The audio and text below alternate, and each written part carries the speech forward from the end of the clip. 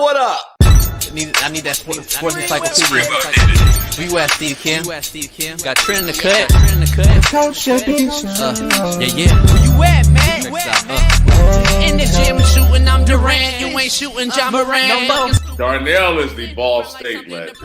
I'm the Warren Central High School legend. I'm proving with a reliable source, straight from the mouth of the horse. Smitty and JB and Smitty from West Coast to Yost. I love talking ball. It's nice to connect with guys that are like-minded and just are real and genuine. Better stay in your lane. How did You are fucking insane. Dude, what? You just will not give this guy his flowers. What is wrong with you? Oh, you must have thought I was a bitch. I am him. Use not it. What's the topic? With your logic when I flow. Big Komodo, how it's talking. Got to get back to letting the baby cry a little bit to see if they can soothe themselves. That's a bar. Issues get pressed so fast it don't get sacked like bags and baggage. Smitty and Jason Brown killed it, yeah, it's a rap. We what the game's been missing, we switched it and filled the gap. I identified him after his third fight and I said that guy can be a star. I'm so proud of the show, bro. The gap. Smitty and Jason Brown. To the Coach JB show.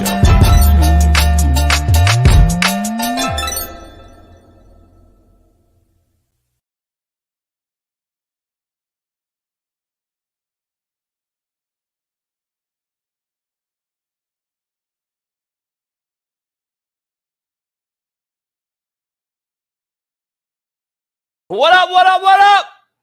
It is Merciless Monday right here on the Coach JB Show with Big Smitty, the realest show on Planet ERF.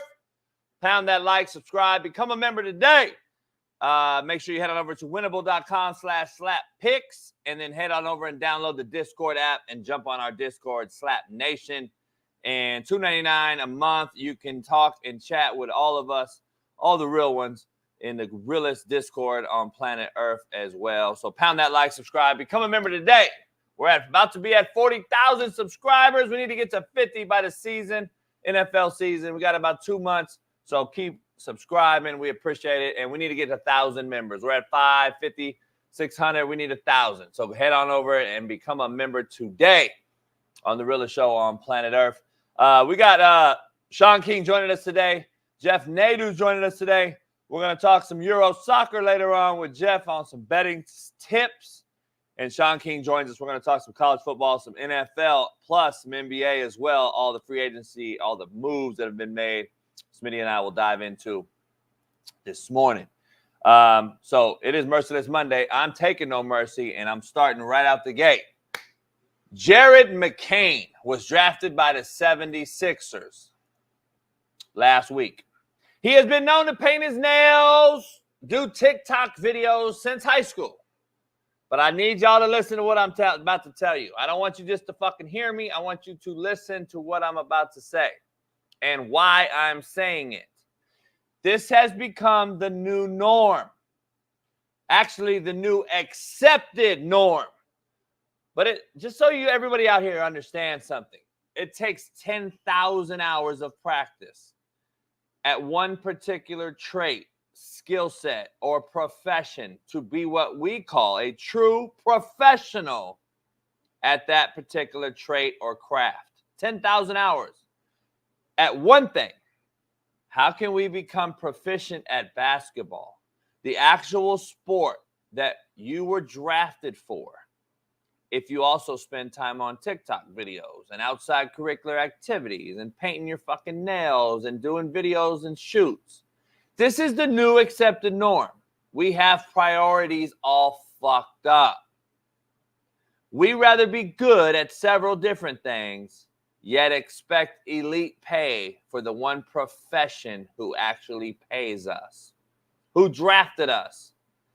We need to bring back contracts with language in them that require the sport you play to require full investment. Anything else outside of that should be leisure time, vacation time, just as it used to be. Maybe, just maybe, we can get back to seeing these so-called greatest athletes of all time show us how truly great they can be.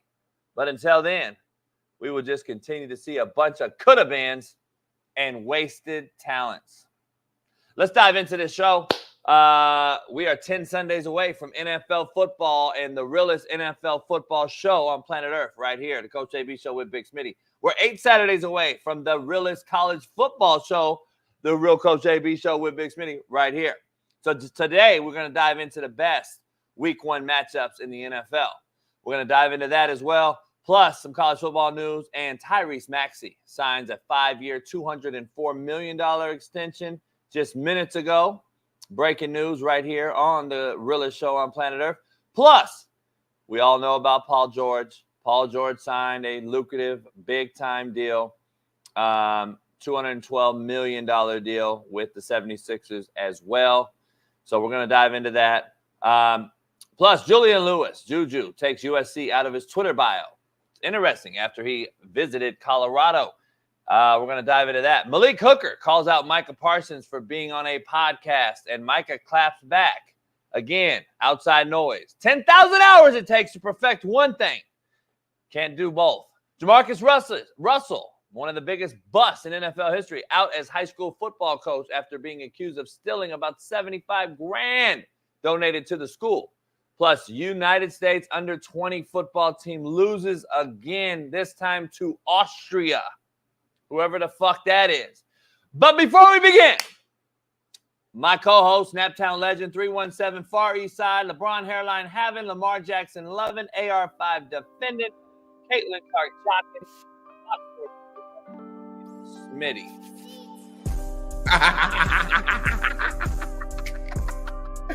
What's going on, y'all? What's going on?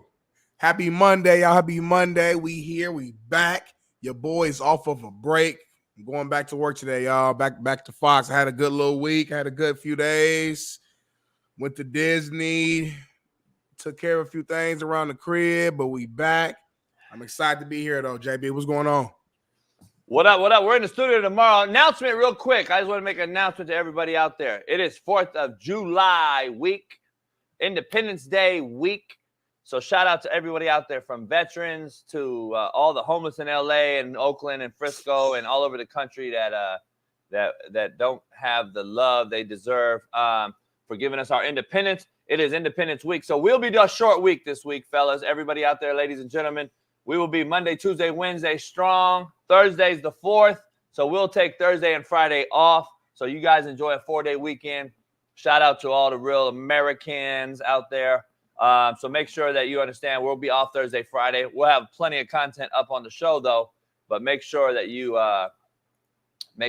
guys know that we'll be off Thursday, Friday to celebrate that. But we will be in the studio tomorrow and Wednesday. Maybe we'll have some guests pull up. Maybe we got some guests pull up.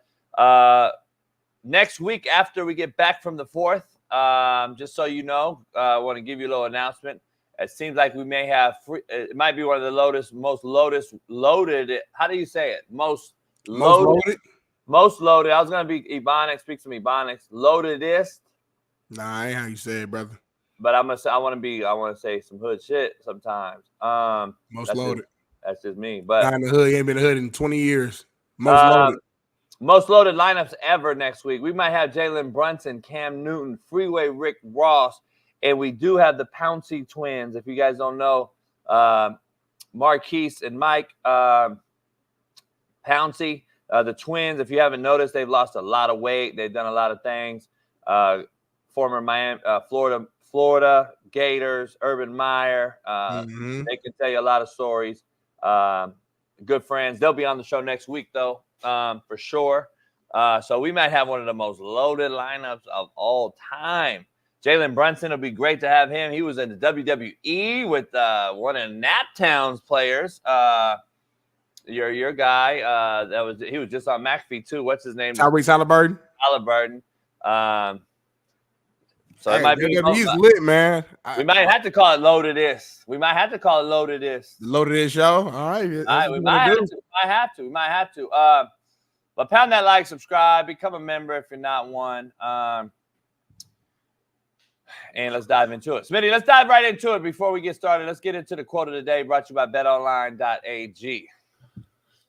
What up, man? The real Coach AB here for the Coach AB Show with Big Smitty. We got a proud new sponsor, of course, for the second part of the year, and that's Bet Online. Continue to be your number one source for all basketball wagering needs, including pro and college hoops throughout the year. March Madness is here. Join us every Monday and Friday with Jeff Nadu as we will pick them and up-to-minute odds, stats, and trends. You can follow your favorite team's path to the playoffs with in-game live betting, contests, and all the best player props. Experience the world's best wagering platform anytime from your desktop to your mobile device. Head on over to Bet Online today. Become part of the team and remember to use promo code BELIEVE, BLEAV, for 50% off plus welcome bonus on your first deposit. Bet Online, where the game starts. Peace. All right, Smitty. Quote of the day.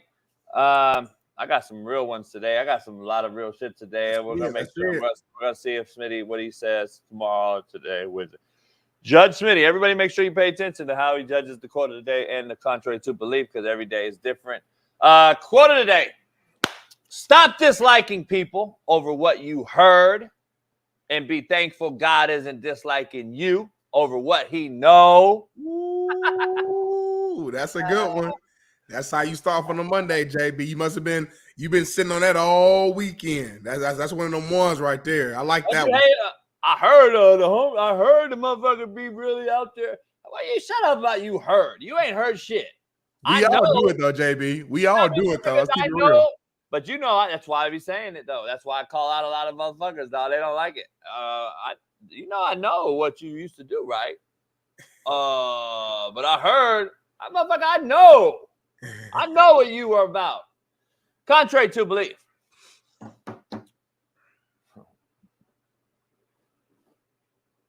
Oh man. Oh man. Contrary to belief, brought to you by Prize Picks. Head on over to Prize Picks and use the promo code Coach JB. Why are you shaking your head, though? Go ahead and go. Go ahead and say it. Contrary to belief, a good woman makes your dick hard, not your life.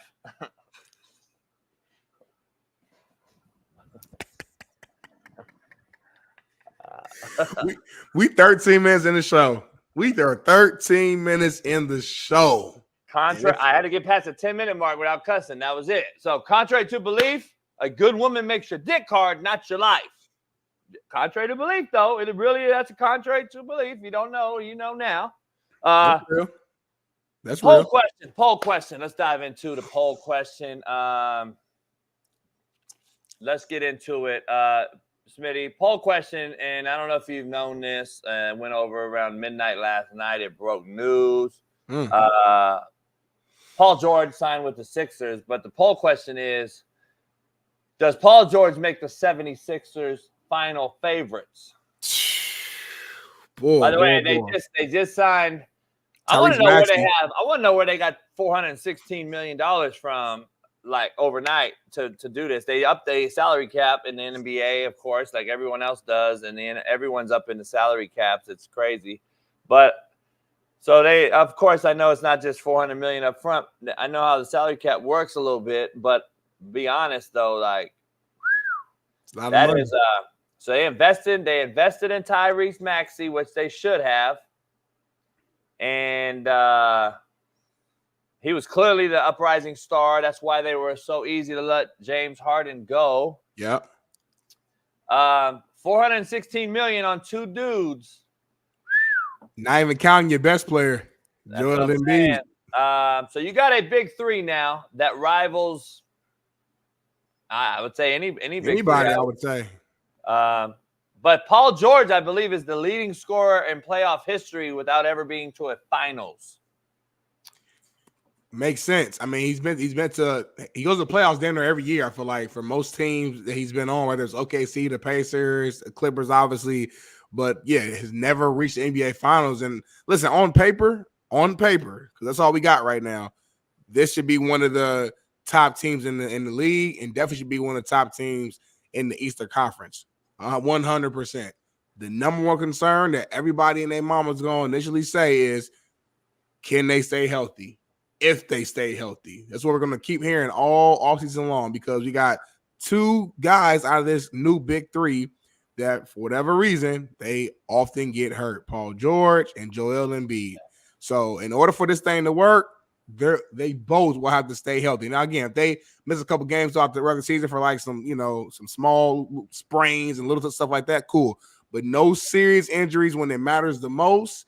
When the playoff time starts, they need to both be on the court. And if they are, I would expect them to be, at least in the Eastern Conference Finals contention. Now, I never like to just go out there on the limb and say NBA Finals for sure, because listen, there's so many things that happen in the NBA season.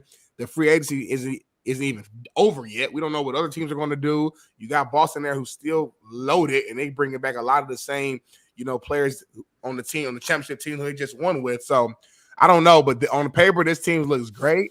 But again, you just listen to the stat. You said Paul George has like the highest score or most points scored without actually making NBA Finals. And it's like, man, I don't believe in like any jinx or bad luck or stuff like that. But he's been a hell of a player for a long time.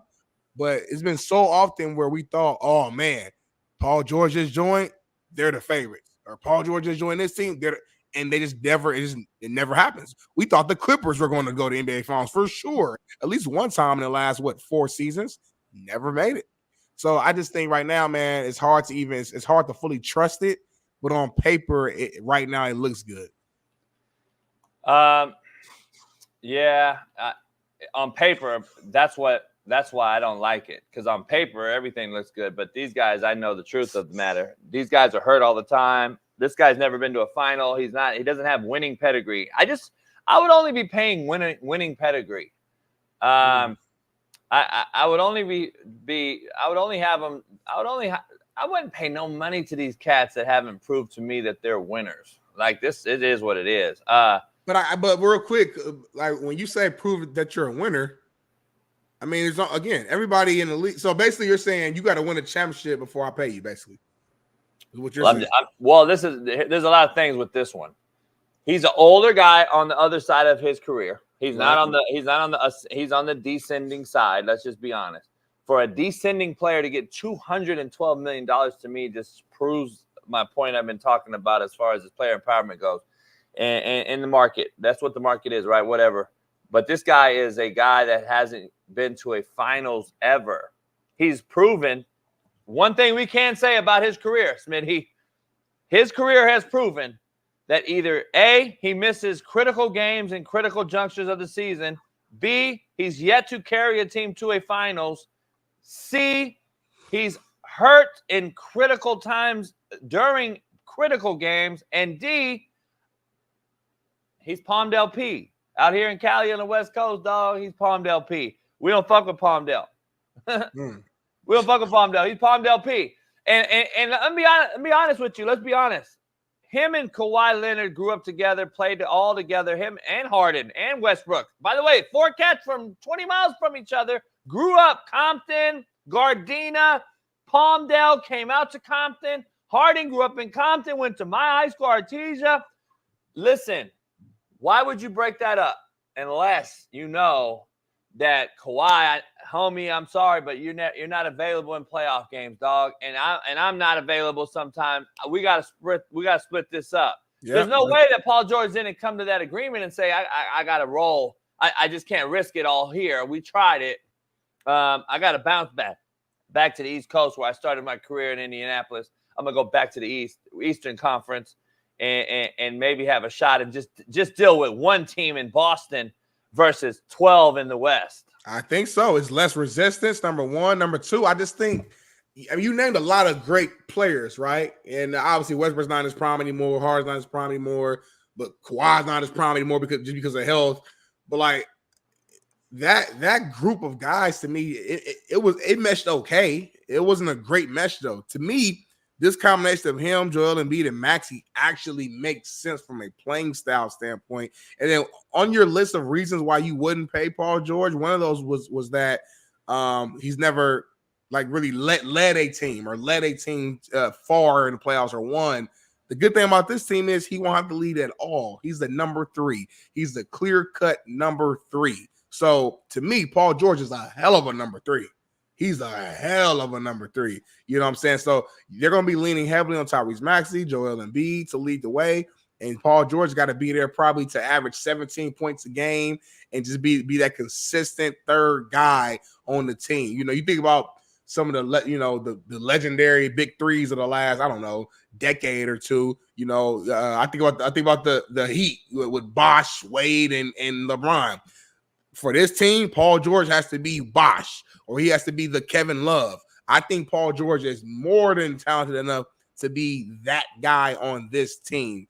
As much criticism as we give Paul George as he's earned, and we should, he's done a lot. I mean, he led that Pacers team to a deep playoff runs and Eastern Conference Finals. They just ran into better Heat teams. You know what I'm saying? And I just think as of late, like you said, with the Clippers, they look so good on paper, but there's always been somebody hurt. That's important. Kawhi Leonard was their best player. He was supposed to be their leader, and he was hurt. So like we just never really saw what this Clippers team could be. So here with Philly, like I said, it looks good. It looks great on paper. It looks amazing on paper, in my opinion. But it has to all come together. You know what I'm saying? I think Paul George is a better Tobias Harris for them. And I'm not even sure, is Tobias still signed with them? I don't even know. I haven't even heard from Tobias. But I don't know. He was getting paid a lot of money too. But to me, he's like a upgrade from the number 3, because Tobias was hit or miss. Yeah. You didn't know what you was going to get with him night to night. I don't like the signing, actually. I think it's if you have to pay a third, my number 3 gets $200 million, there's a problem. Like there's no way. And I don't know how to structure an NBA a roster. I wouldn't even try to imagine how to do. Bro, they all get paid. NBA money different. They money different though. I get it. All I'm saying is like a 30. How old is he now? 36, 5. Like that's crazy to me. A number 3 getting that money. Like I could see Jaylen Brown and Tatum, and you've given both of them guys $300 million, right? You talking about $300 million each or whatever plus. 34-year-old in the NBA is like a 42-year-old in the NFL. Like it's like $200 million to my third guy. Not anymore though, JB. The NBA, I mean, the style is different. These players are playing longer because it's a softer style of play because of rules, regulations, and just how the system works. A lot of jump shooting and 3-point shots, and not a lot of guys getting to the rim. Like I can see Paul playing to 39-40 low key and being okay. You know, because he don't play. That's the thing. That's the problem. He don't play that much. Like that's the problem. He played 74 games. I want to say last year. Yeah, he played a lot last year. Paul George, he misses, but he doesn't miss like on a Kawhi level. I think we meshed them together just because they played together. So we just say, oh, Paul George, Kawhi.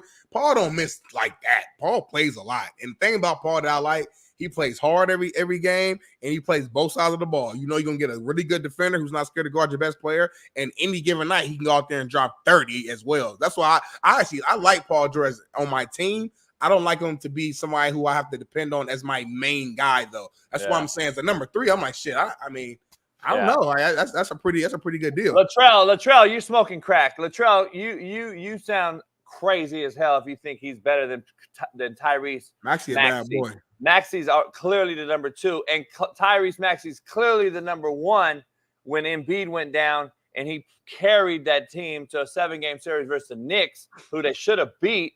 It's not even close, by the way. And number 2, I gotta be honest, younger.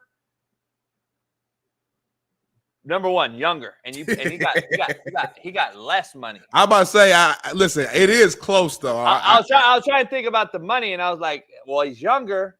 And I'm looking at the deal. He got a 1 more year, longer deal and less money. And I'm sitting there like, hell no, I would have flipped that. That role would have been flipped for me, for him and PG. There's just no way. And the thing that fell through with the Clippers apparently last night in LA was the 4 years. And I agree 100% with the Clippers, even though they're the JV team and I don't like the Clippers. But damn, you can't sign this dude till he's 38 and give him a max deal in LA when him and Kawhi don't play together. Like they don't even play in the playoffs. Like, I don't know. Here's the bottom line, Smitty, we'll move on. If Embiid goes down, it doesn't matter. You guys wasted $400 million. 100%. That's all about it. That's why I said I don't know how I would structure an NBA roster, because if Embiid goes down, it don't make shit difference on who's out there. These two guys aren't good enough or that type of player to lead me to a championship without Embiid. And that's just where it is. Embiid goes down, you wasted $400 million. Let's keep it funky. Let's keep it a buck. Let's keep it real. Hey, that's sports in general. That's sports in general. I don't know if there's another team though that you can say that about. Maybe Joker. That's really it. Like, I think any team, if your star go down, it's a wrap. Giannis went down, the Bucks were done. Joker go down, they're done. At the end of the day, it's 5 guys on the court. I'm talking about like not a whole season. I'm talking about you're hurt a couple games. You're down in the playoff game. Like Luka went down in the playoff game. Kyrie came in. They won without him this year. So you can win a couple games. Luka didn't miss no games though, dude. He missed a game. Remember, he missed a game early on. I think it was Minnesota or one of those games. He was down. Or Thunder. Might have been Thunder. I think it was a Thunder. Remember, they should have lost or something. I feel like Luka was supposed to miss and he ended up playing hobbled, but I don't know. I don't want to get into all semantics. Let me talk. Maybe he didn't miss. I thought he did miss. I'm pretty sure he didn't miss. He was hurt, but he didn't miss. If your stars miss games, in my opinion, I just think it's a wrap. I don't care who you are. Maybe Luka didn't miss a game, but we know he was hobbled. And my point is, like, if guys miss games, who can come in and actually win a game while he's down maybe a game or two? I don't know if there's another team. PG and Maxey could win a game depending on who they're playing, a game or two. But again, the goal is not win a game or two or to get past this series. The goal is for them, and the reason why they're paying him all this money right now is to win a championship because they know the window with Joel Embiid will eventually close. So they're trying to maximize that thing because he is.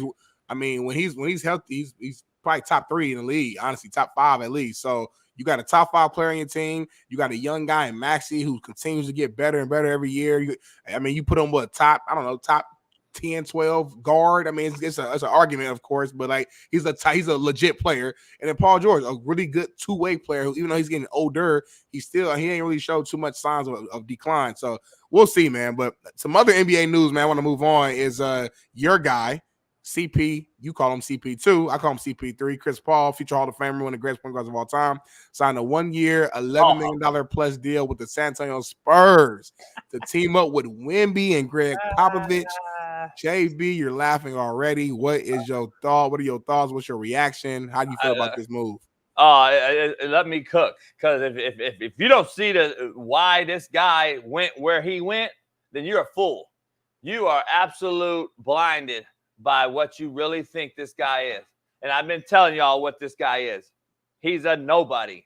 He is the most overrated player in the history of the NBA.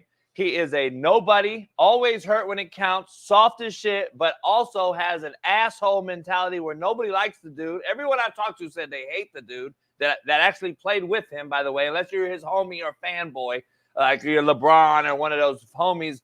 Other than that, guys that played with them, can't stand him. So he's an asshole to boot, on top of always being hurt in major games. Plus, he is a absolute choke artist in big-time games down the stretch. So let's dive into this move right here. This is a perfect fit for him. You know why? Because they're a team that'll nowhere close to winning anything. The San Antonio Spurs. And CP2 knows it. And why, if you are so great, Smitty, why would you ever go to a team at this juncture of your career, this old, this hamstrung with injury after injury and always hurt and miss big games?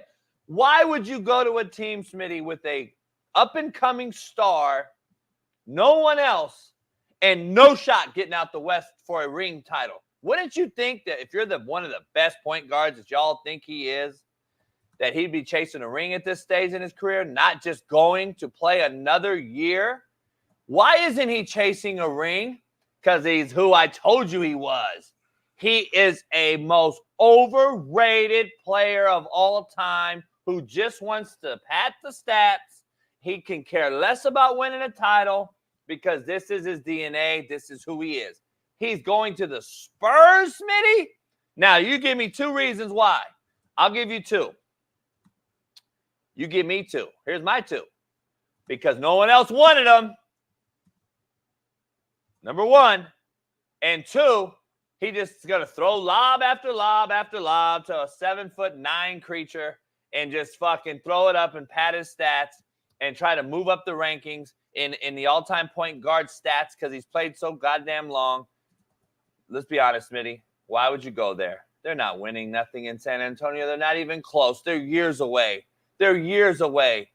This guy is the most overrated point guard of all time, maybe one of the overrated players of all time.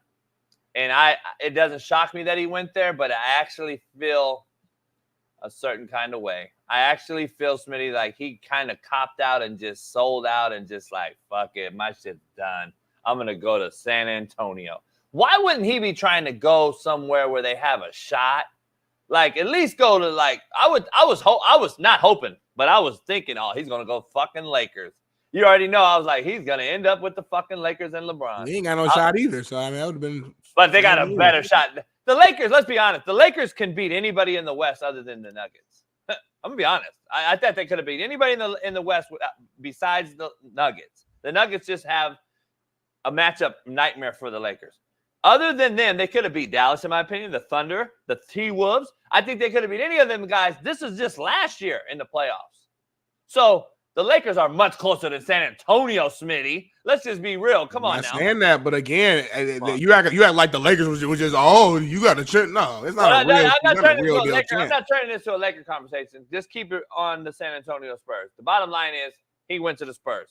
That's why he's a joke. That is why nobody really wants him. He's over. I don't know why he was even continuing to play. Just go on TNT and kick it with those guys because your shit is over. You're never going to win a title. Now it's just cemented. It's cemented.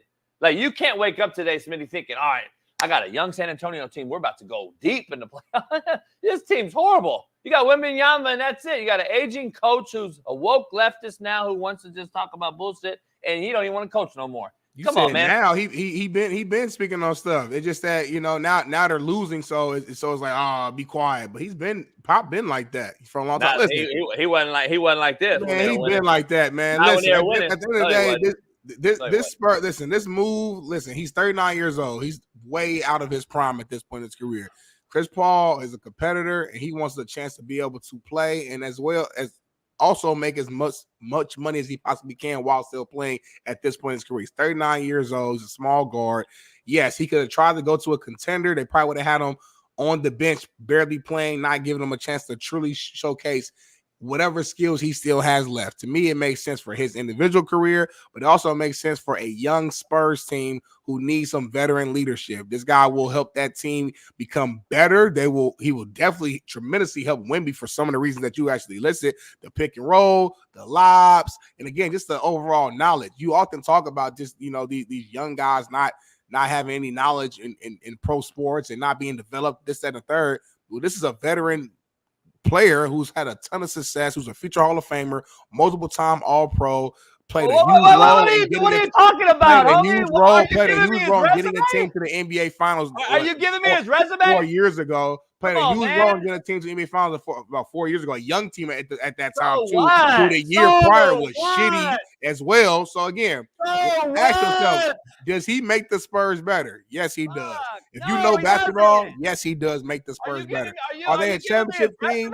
No, they're not. No, they're not. But at this point in his career, he makes that team better. Are you giving me his resume? So. Are you giving me his resume? I'm giving you facts right now. Who gives a fuck? You're not giving me no facts. I'm giving you facts right now.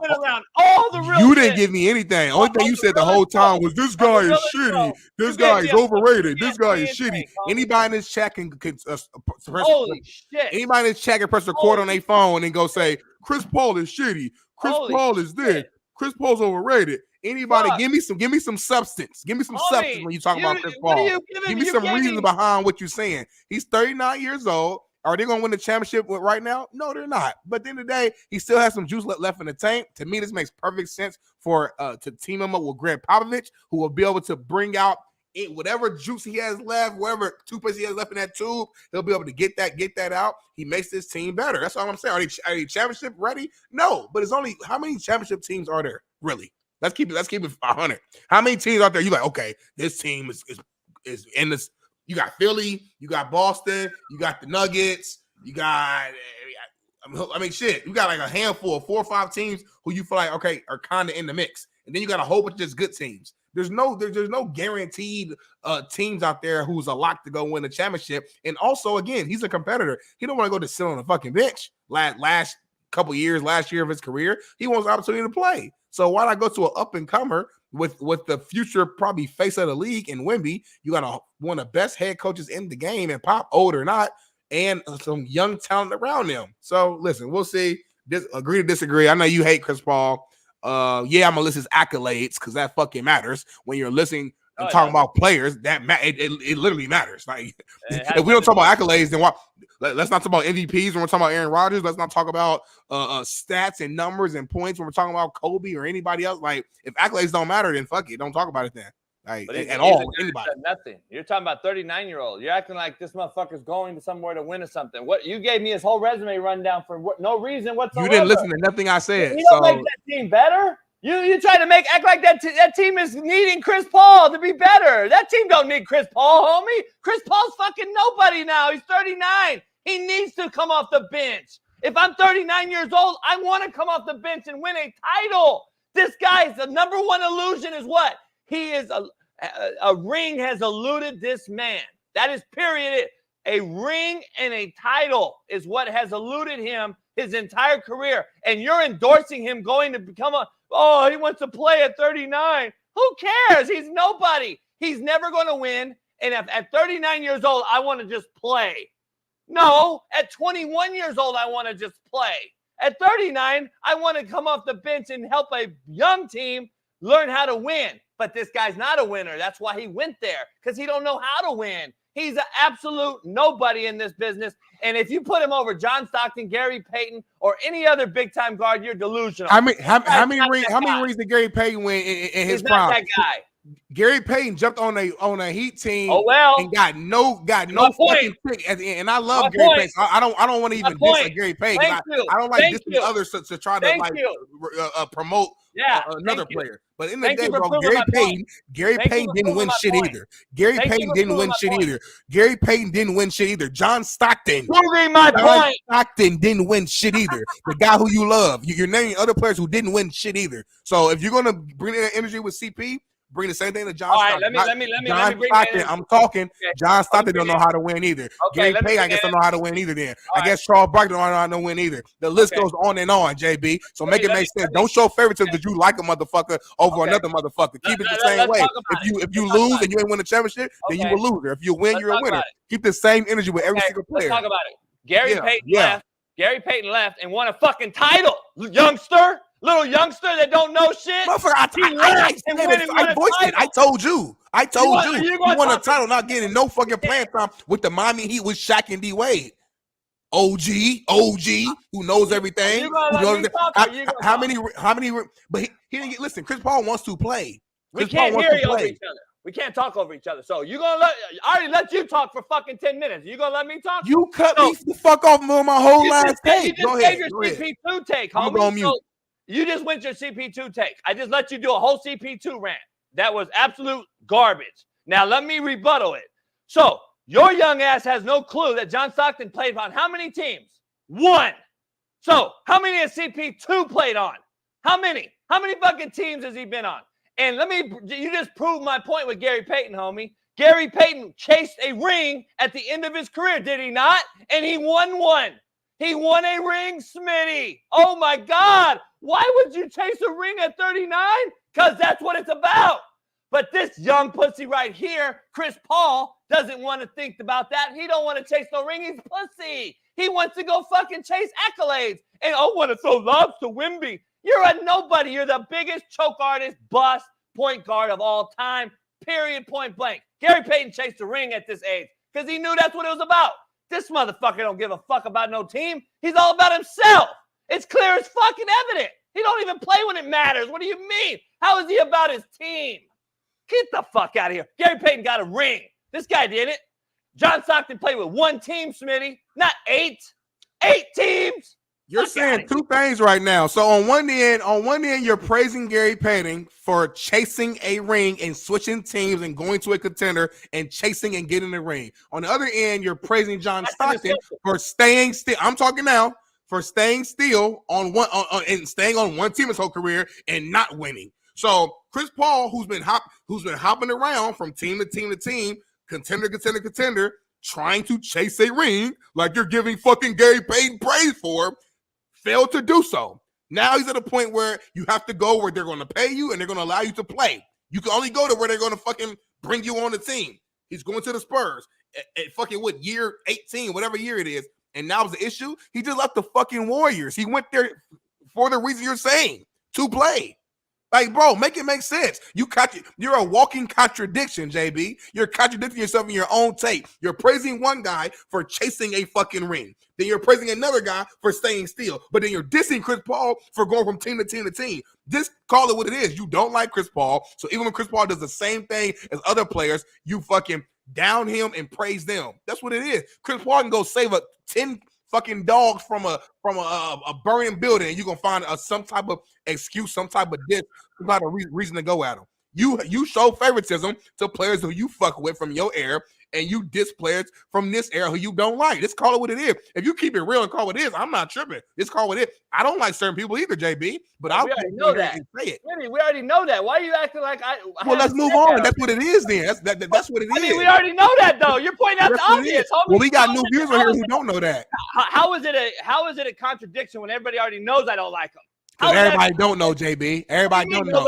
Everybody don't know. You know, we got the same fucking listeners every single show. Every single the same listener. Everybody in here knows I don't like CP2. How is it a contradiction?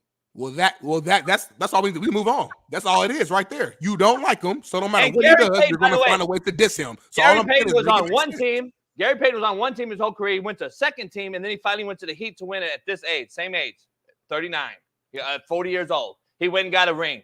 My point was, CP2, we already know you went to 7 fucking teams. My point is, why don't you go get a ring? Why aren't you chasing trying to do?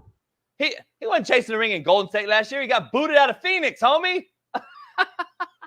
All right, anyway, we already know how I feel about him. I don't think he's going to be anything, so it is what it is. So, I mean, I've been calling him a bleeder and a fucking loser for 5 years on this show. It's not like I just came up with the fucking notion that CP2's shitty all of a sudden. It's not like, how the fuck is that a contradiction? I've been saying this shit for 5 years. Shout out to Chris Paul, future Hall of Famer. I got receipts. I've been calling Candace Parker CP3 for 5 years, homie. What do you mean? Go check it out. Shout out to the future Hall of Famer, Chris Paul. Because it's mediocrity is the new excellence. No, he knows how to play basketball. Anyway, moving on to a new topic. Let's go to some football. Micah Parsons, who you teased, I think earlier during your intro during the show. It's some inner beef. It sounds like with teammates here. Malik Hooker, I believe, called out Micah on a podcast. I want to say, basically saying, "Here we go, right here. If we're at work and the run game is terrible, but you're doing a podcast, what are you really caring about?" And then Micah responds, "Wish you would have said this to me." All right, hold on. Let me get some clarity. This guy plays on the same team. Yes, right now. Teammates. They're Malik Hooker, right, the teammates. I'm pretty. Let me double check. I'm pretty positive. Unless he got traded. Malik Hooker, I think, is on the Cowboys. He used to be on my coach years ago. Yes, he's the safety for the Cowboys right now, which is why Micah said, "I wish you would have said this to me instead of a podcast." That's why Micah said that. They're teammates. Okay, what else? Was there any more to that? Is it? We got a video. Badly going to do thing. Thing would be though, for Micah. My advice would be for Micah would be, just make sure we're all right, where we're and being where your feet are. Because if we're at work and the run game's terrible, but you're doing a podcast every week and the run game is terrible, then what are you really caring about? Are you caring about the crowd that is watching your podcast? Are you caring about the success of our team and the Super Bowl that we're trying to reach? See what I'm saying? So damn, podcasts are getting to be truth tellers for everybody, I guess. You never would have seen this before, I don't think. I don't know. I ain't gonna lie, that's foul. I've seen former players do that to players, you know what I'm saying? We've seen certain players leave a team and talk shit about somebody and then we probably go back and say, oh shit, there was a lot of hate there. But current team, and not just teammate, like Malik is the starting safety. These are two of your, Mike is a whole category, but these are two of your very important players on your defense, bro. Like, Give your take. I'll give my. Listen. I think this is 100% foul. As someone who played the game, who had teammates, obviously we all played sports at some point, had teammates. This is like rule number -1. You don't never publicly go against your teammate like this or take a jab at your teammate. Because basically what you're doing is right now is it's almost like you're blaming Micah Parsons for the lack of success a little bit. The example he used was, if our run game is shitty and you're over here on the podcast, what you really care about? Like, what? That's what you're saying right now? Like, you're listen, even if people in the chat or JB may even, if you agree with the actual comment itself, two things can be true too, right? So, okay, cool. You might agree with this comment, but at the same time, it don't need to be out in the public. You don't need to be on a podcast. You don't need to be on social media. Again, this is your teammate, your locker room mate, from what I read. Go to him and talk to him. Go chat with him. Go, hey, bro. Hey, we teammates, we homies. You are a leader on our team, Micah. We need you in order to really make it to that next step. Can we focus more on this or focus more on that? And they could have been like handling as men. To me, this is a coward move. This is a non-brotherly move, a non-teammate move. And it's a stupid move because, again, these are two important pieces to your team, to your defense. And now when they go into training camp, it's going to be weird energy. It's going to be weird energy from the jump. And I get it. It's a safety and D lineman, but still, it's about camaraderie, you know what I'm saying, when it comes to a team, especially on the same side of the ball. And you got two starters right here on different pages. People are going to be picking sides. I can see this being like a bigger issue. Now, I know it seems petty, but I'm telling you, man, once you make stuff public, these players are emotional. They get in their feelings. And it can lead to like just way bigger issues, man. I wish Malik Hooker didn't say that.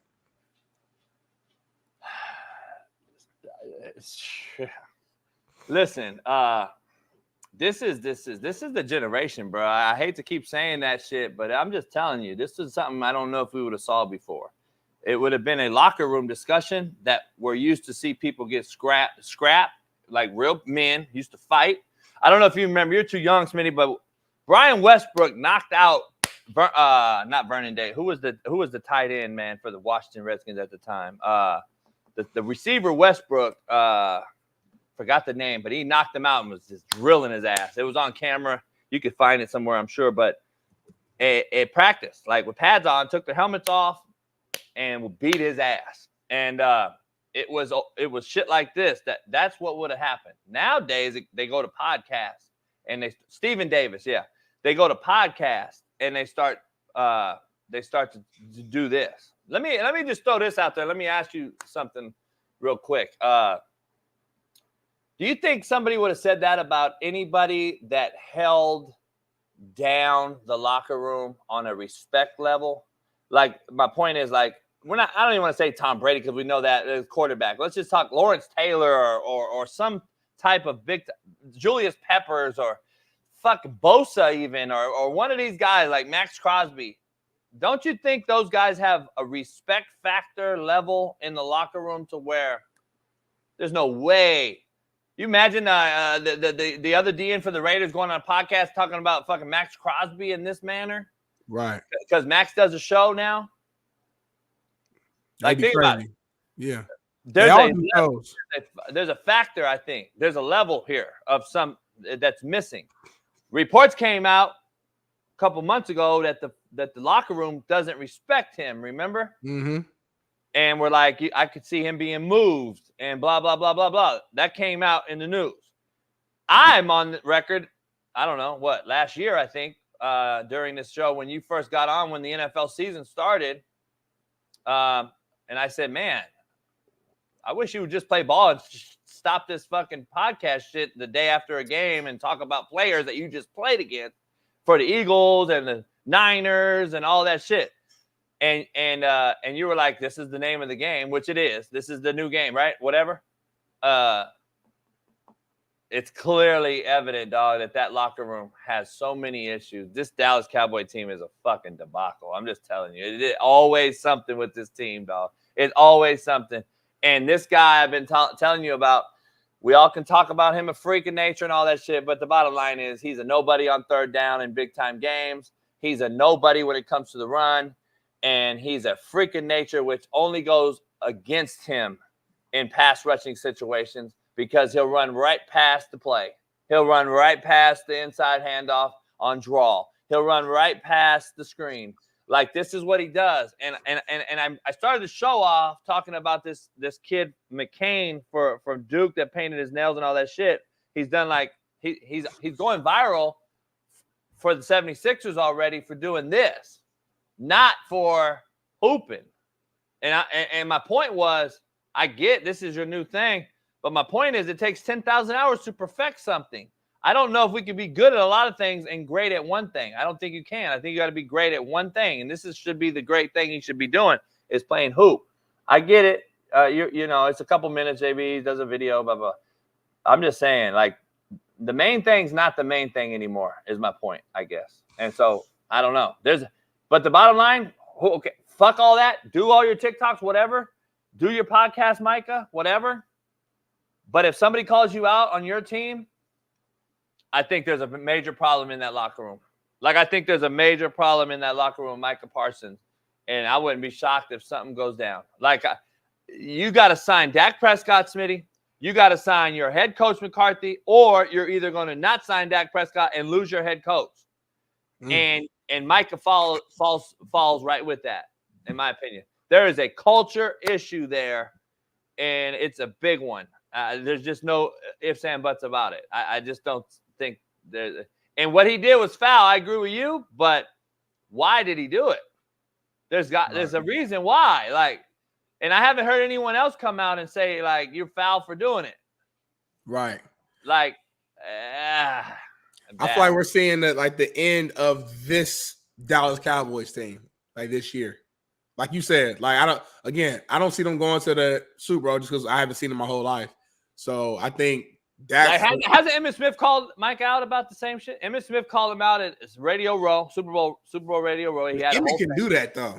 That's what I'm saying. My point though is, like, guy that's the last guy to win a title there. Aikman's also a guy on record calling out this type of shit. Like, hey man, how about we focus on winning a Super Bowl? We haven't won since we left in '95. Why can't we focus on the main thing and make it the main thing?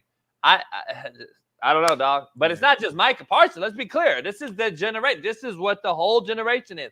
And we accept it. Well, at least that age group. That age group accepts it. Everyone thinks it's cool to do a TikTok video or da-da-da-da. And I'm just like, damn, we keep making more money. We keep paying out more money, but we having a lesser and lesser and lesser product on display. That's what just my old head ass is the one stuck on. I'm just stuck on, I can't pay you more money and get less results, homie. We're in a result-oriented life, Smitty. You and I are in a result-oriented business. We're going to fail at this or succeed at it. There's no, well, fuck, man, they would have did it, but, fucking, they got the studio and then it didn't work out and they left and went back home and then they tried it again and then it didn't work. It don't matter what we say. Like, you win or you lose. Like, you win on the football field, you lose on the football field. You fuck the prom queen or you jack off. Like, there's just no in between. And I think people have this gray area life they live. And they think that, well, I gave it a good run. I gave it my best. Your best isn't good enough sometimes, homie. I'm just going to tell you straight up. Like, I just don't see. I don't see it. I don't know. I just think this is what it is. And I guess I won't accept it because that's what everybody does. But it is what it is, too. I can't change it either. So it is what it is. I'm just saying it's a fucked up time to be a sports fan. I'm just going to tell you. I hear you on that, man. A good discussion, man. We might bring that up a little bit later. But I know you got it before we go to commercial break. If I'm not mistaken, JB, word on the street is you got a little make it make sense before we go to this break, man. So, JB, what's on your mind? Without a doubt, it's Compton in the house. Without a doubt, it's Compton in the house. Without a doubt. Smitty, I want to make it make sense because this shit is getting to be sickening and tiresome, and it's not just in sports, it's in the world.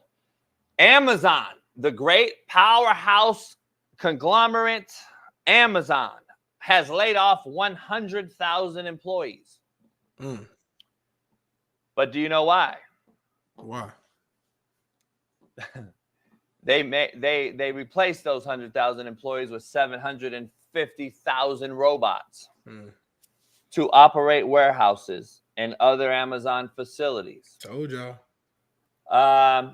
At some point, when does Amazon adopt Tesla's AI driving features and fire the delivery drivers? Is that next? This is all a result of the so-called advancement of technology. Sure, it could be, but make no mistake about it. This is a result of simple economics. Bidenomics, some of you call it. When we raised the minimum wage for fast food workers, Smitty, everyone thought that was a come up. That was done right by the low-level, entry-level worker. They deserve it too, coach. They should get this money. No, it was the fucking dumbest shit we've ever done. Just so we're clear, I'm not a fucking math major, but I am a hustler. Paying a drive-through window worker $20 an hour doesn't mean, I just want to be clear. Paying them a $20 an hour salary doesn't mean they get a huge raise and everything else is peaches and cream. The world don't operate that way. You pay them, and guess what has to go up, Smitty? The dollar menu. The dollar menu is no longer the dollar menu. If you haven't noticed, go around and look at your favorite fast food restaurant. The dollar menu still says dollar menu at McDonald's. If you go look, I don't go eat fast food, but if you go look at the dollar menu, it's a $5 menu. It's not a dollar menu. It's false advertisement. Because have you seen a dollar menu anywhere anymore? Have you seen a dollar menu at any fast food? Go look for one, please. It is $6, $9, etc.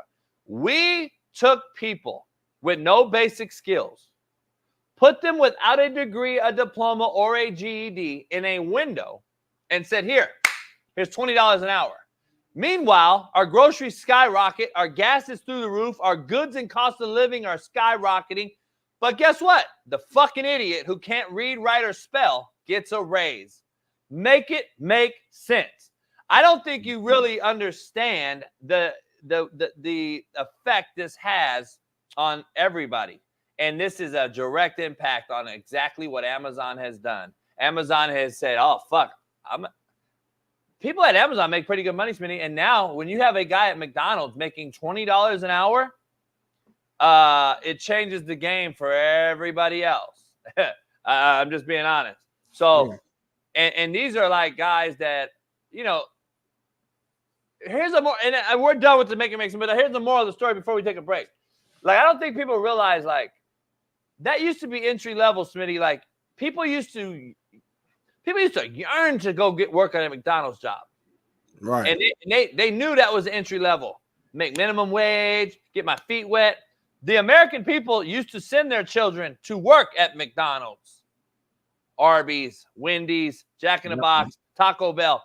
You're going to go get your feet wet. You're going to learn how not to be when you're 30 years old. You better not be working at McDonald's when you're fucking 30 years old. Like, do you people remember this is what your daddy used to tell us?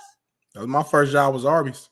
And how long were you allowed to work there? My dad said, hey, you better be out of that motherfucker in 6 months to a year at the most. That's when I was 14, Smitty. Yeah. You ain't going to be there after you graduate high school. I was there like 2-3 months, but it was going into my senior year. I only did it to get experience. And then I was like, all right, it's time for football season. All right, thank you. I appreciate you. Got what I needed. I'm out. You know, so. And everybody in the chat that says that's a small brain take, you're fucking idiots then. You're enablers. You're fucking enabling fucking idiots who don't understand that the bigger picture of this, it ain't even about the dollar amount. The dollar amount's the economical side that's fucking the country. But the fact of the matter is now there's 30-year-olds trying to go get the $20 an hour job because they don't make $20 an hour working at the warehouse or on the factory or wherever. So they're trying to go to McDonald's to get a $20 job. These are entry-level guys that don't know how to read or write yet. They're 14, 15, 16 years old, whatever the minimum is now in certain states. Let's say 16. Yeah. This isn't a lifetime fucking achievement award job. Like, you guys have accepted this as your fucking main job. This is like your career now. What? Oh, my goodness. Let's take me out of here, Smitty. You idiots in the chat are fucking delusional, man. Go work at McDonald's, motherfucker. Make sure Smitty comes through. Get him some chicken nuggets, you fucking idiots. We'll see you in 5 minutes.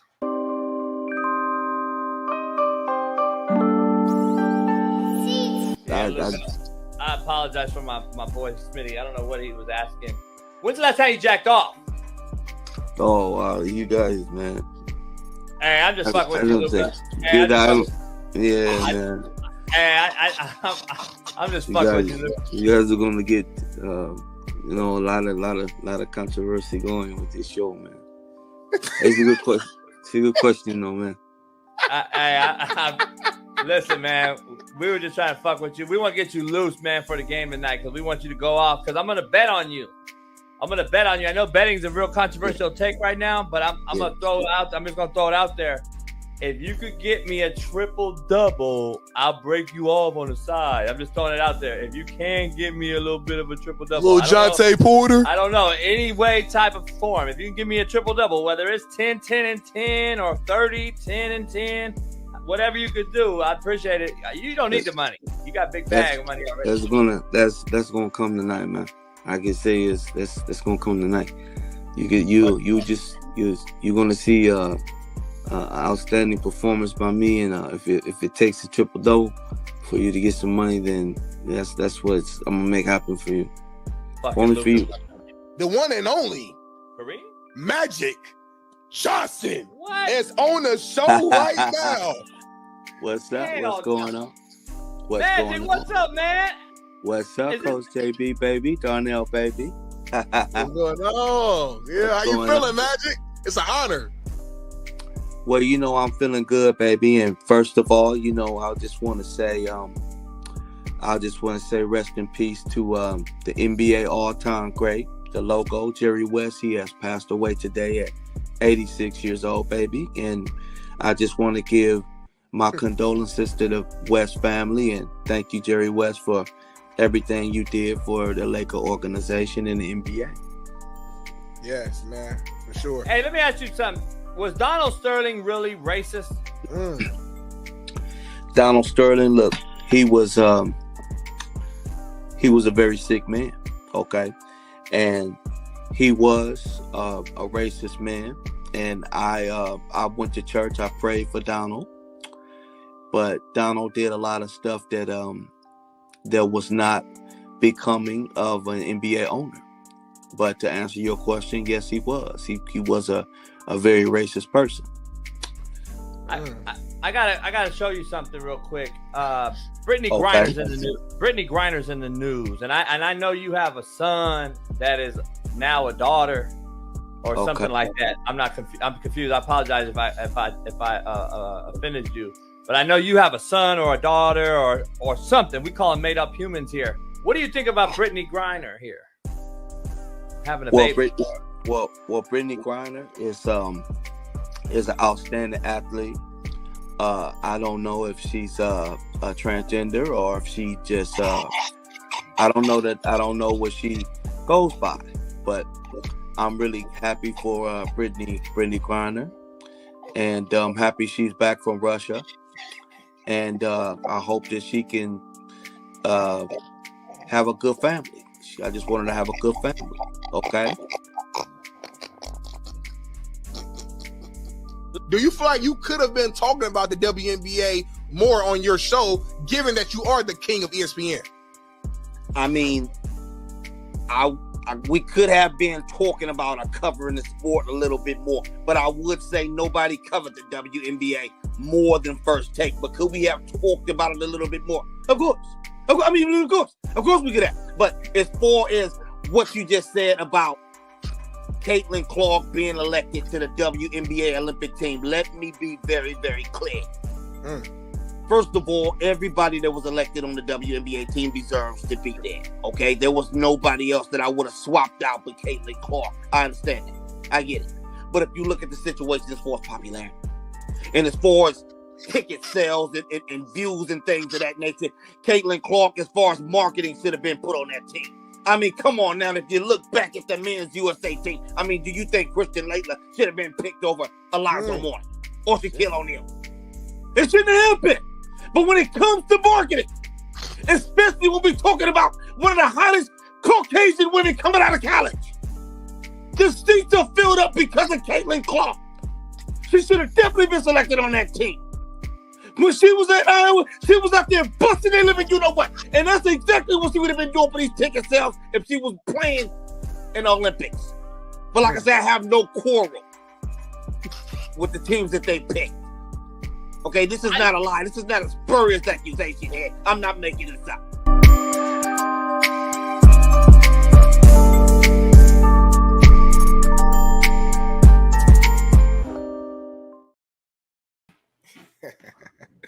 Hey, that's a funny commercial. Shout out to Baby, man, for chopping up that new commercial. Shout out to our guy Savvy, man, for just killing the impersonation game, man. Every time I see that, I start cracking up loud. That was a funny day in studio, JB. Yeah, you weren't ready for that day. Like your energy's like low. You think so? It was horrible. I carried it. I laughed when I laughed, and you felt you had to laugh. Like it wasn't like really authentic from you. Okay. I respect that. I'm the guy who got him on the show in the first place, but I'll continue to just do better and be better and get better then. So I appreciate the criticism publicly. And you know, I wish you would have said that to me personally. You know what I mean? You got my number because it said to me via text, Malik Hooker. I'm gonna call you JB Hooker, but it's all right. You said it on a public forum so everybody can hear and everybody can listen. So I see that's what our relationship is, and we'll see how this will affect our relationship moving forward in terms of the show sustainability and growth. So continue. There. You would have threw Mike under the bus like that? I never would have done that. I'm a real leader. I'm a real leader, JB. Everywhere I've been a leader. I almost want to do a hell yeah, hell no already because like the Cowboys are done. They're cooked. Put a fork in them. Put a fork in them. And we're in fucking what, June? Oh no, today's July 1. So happy July 1 to you, Smitty. Another day around the sun. It's my brother's birthday, man. Sheldon Day's birthday, man. Who we had on the show a while back. It's his birthday, man. He's a youngster. He just turned 30. Shout out to my brother, man. Another year around the sun. Also, clap it up for Sheldon Day, who's Smitty's boy. Been on the show a few times. How long has he been in the league? 8 years. Going into year 9. He's a free agent right now, so he's gonna see like who he gets picked up by, you know. But going into year 9, JB, been a hell of a career. See, by the way, year 9 means he guaranteed to get picked up because he's a lifer now. So he's met pension criteria. So what happens is it's a cold business. If you're on that teeter-totter of year 3 going into year 4 and you're a pension guy, they'll keep you out of the league so they don't got to pay your pension the rest of your life. Yeah, but if you paid it, I heard it before. If you made it over though, now they want you. They're guaranteed to take you because they already got to pay you. So they're obligated. So they're like, oh, we're going to make your ass earn this pension. So you're going to go fucking get beat up longer. Right. It's a cold business. That's how it works though. It's a cold world. Hey, shout out to him. Shout out to everybody that's birthdays are today. But shout out to, it's July 1. And I don't know if you know what that means, Smitty. What that mean? It is Bobby Bonilla Day. Oh. Clap it up. Bobby Bonilla Day. If anyone that doesn't know, Bobby Bonilla Day. He gets what is it? Like, fuck, 1.4 mil, I think. 1.something million. Yep. He only got a few years left, I think, too, JB. I think he's starting to get on that back end finally. Shit, that's a crazy deal, man. That's a crazy deal. He's been getting that payday for fucking, I don't know how long that deal is, but he's still getting paid. That shit is crazy. I want to give a shout out real quick to a couple people. I don't know if Bailey did it or not. I know he did it, but if he wants to do it, rest in peace to a baseball legend. Orlando Cepeda died at 86 years old. First base power hitter back in the day. He was born on he's my dad's age, by the way. He would have been the same age. My dad was born in 37. But Orlando Cepeda played for the Giants, he was a first base power guy back in the day, Hall of Famer. He passed away the other day. And a friend of mine passed away, man. Tragic set of events, too. Tameo Perry, if you know who he is, he's a pro surfer. He's my age. Pro surfer. I've got to know him over the years. He's known to be a pro surfer, but he was also in Pirates of the Caribbean, Hawaii 5-0. If you go back to that picture, that was his character in Pirates of the Caribbean. He also is the cover shoot. He is that is his photo in that barrel in that wave right there on the show in the movie Hawaii Five-0. So that is actually what you see on the cover. That was him. Man, he got killed by a shark attack, bro. In Oahu, he got killed at on his home island where he's from. Sharks are going crazy right now, and it's something's going on. I'm just gonna be honest. Something's going on with the shark attacks. Florida is riddled with sharks. There's thousands of sharks at the shoreline. Listen, you can say all you want and all this stuff. For some reason, sharks are more prevalent. San Clemente, California, yesterday, I believe, kid got scooped under on his board right out here in San Clemente. He lived though, but got pulled under on his board. Getting killed by a shark seems surreal.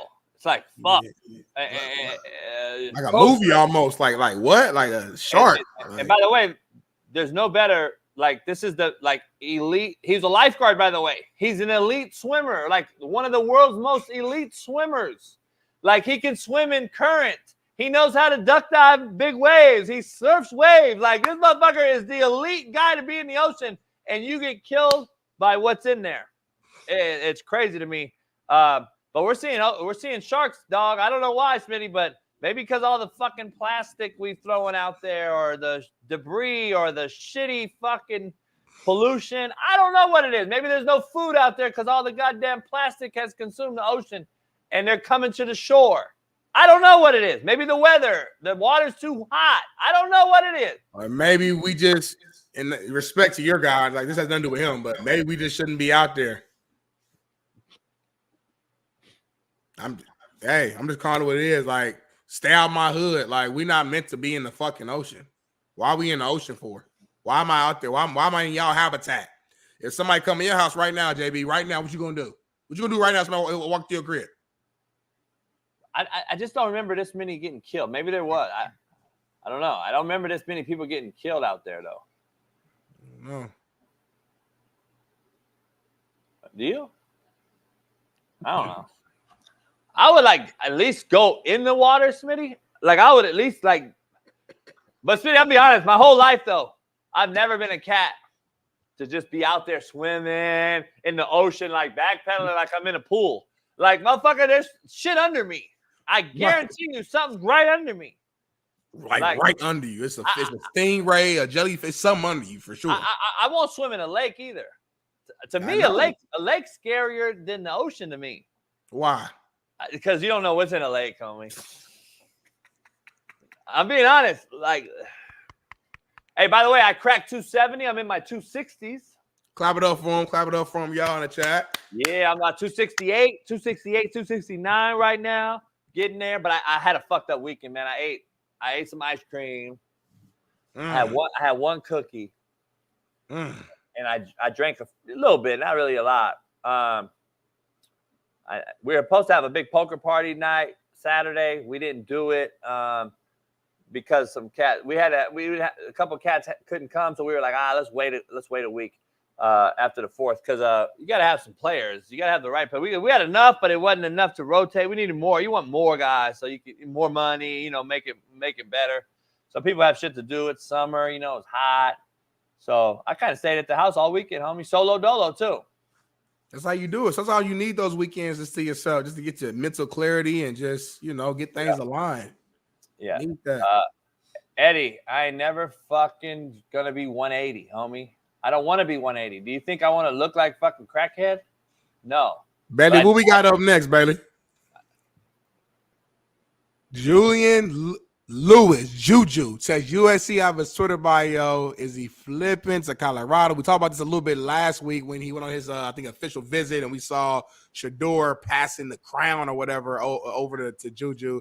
Now he's taking it a step further, removing USC out of his bio, unpinned his crystal ball.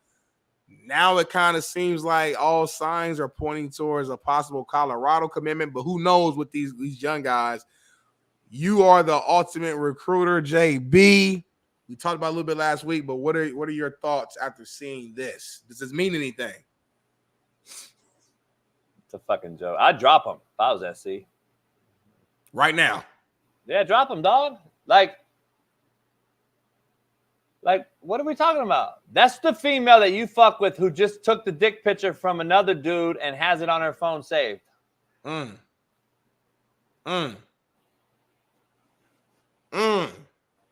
Is it not? You said it. Let's be real. Let's not act like we're fucking not emotional creatures as men. Let's be real. Let's be honest. Very emotional. Don't act like we're not egotistical, emotional creatures, men, who will get hurt. Butthurt. The figure of the speech is basically meaning like you got butthurt, meaning you got offended. Yeah. You got offended by his words or his actions. You're butthurt. Then you got like, you're actually hurt, homie. You're hurt. Your girl left you and you saw the picture of your girl with this dude. Like, that is a whole nother hurt. That ain't butthurt no more. That's like you got hurt emotionally. You saw your girl sucking this dude dick or something. A lot of situations with men when it comes to like, fights they get in and troubles, the backstory has something to do tied to them being hurt, and usually it's tied to a woman or girl, some type of girl trouble, or you cheated on me, or you disrespect me in front of my girl. Like you are right. Men, we are definitely emotional.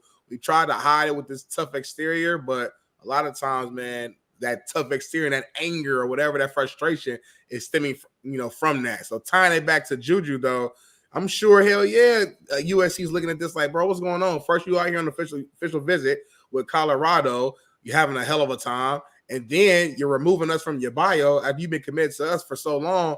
It's like, as a coaching staff now, with all this NIL deals and just the transfer portal mindset of these young kids, it's like, I would never feel safe as a recruiting coordinator or as a head coach. I would literally never feel safe as far as having a player secured on my team until game one and I see you in that locker room. Because at any point prior to that, you may have a change of heart. You might leave. You might enter the transfer portal. You might not be happy with the way I talk to you. I yelled at you, et cetera. So I don't know, man. It's a tough world to be in as a coach from this perspective. But at the same time, though, Juju, man, listen, hey, people always told me when I was getting recruited, like, take your visits. Like, take your visits, because you will never experience this ever again in your life. So you're a big time 5-star recruit and you got, official visits at all these different schools. Try to get as many as you can, man, to really, one, just have a good time, just on the simplest level. But two, like, to make sure you really know that this is a school you want to go to. You know what I'm saying? And maybe he had a change of heart for whatever reason. Who knows what this kid is thinking until he actually goes out there and says what he's thinking. It's all assumption right now. Yeah.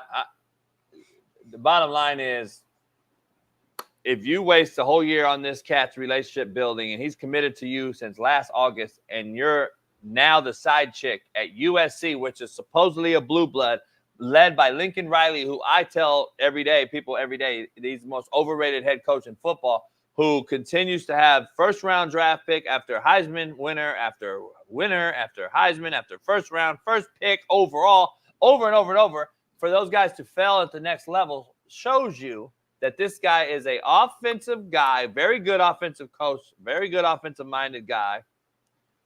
But he really doesn't develop anyone for long-term success. He takes kids from other schools that are already developed.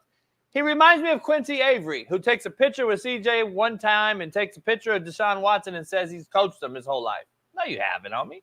I know who's coached them his whole life. You haven't been the guy. You're a fucking Division II wide receiver. So here's the thing. He reminds me of those guys.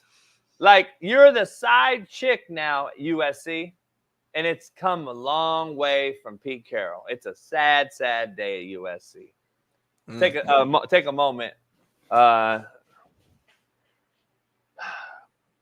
out to USC and all that they've done and endured throughout the years. USC has come and gone, Lord. USC has come and gone. You got rid of Pete Carroll, Lord, for whatever reason, Lord. And you did that to Reggie Bush. And thank you for giving him his Heisman back. But guess what, Lord? It's far too late to come back from what you have done. You have destroyed the USC football program, Lord. And it's not a knock on you, Lord. I just wish that you would never have gotten rid of Pete Carroll and what USC used to be. We used to go to another school and we used to steal a bitch, Lord. But now we get our bitches stolen. So, Lord, I thank you for being the real Lord that you are. And I look down on us and Smitty and I as we make this show the realest show on planet Earth. But, Lord, please allow USC to be back and get back to stealing a bitch instead of having a bitch taken. Lord, in your name, Jesus' name, amen. Appreciate you, JB. That was a unique prayer. What did I say something? Nah, anyway. It's all right. Just unique. Just unique. Just unique. I don't know what I said. I don't know what you said. I don't know what you said. It was a good prayer. We appreciate you. And I mean, I was like Lord's prayer, but American Hustle loved it. He loved what you just said. It was amazing.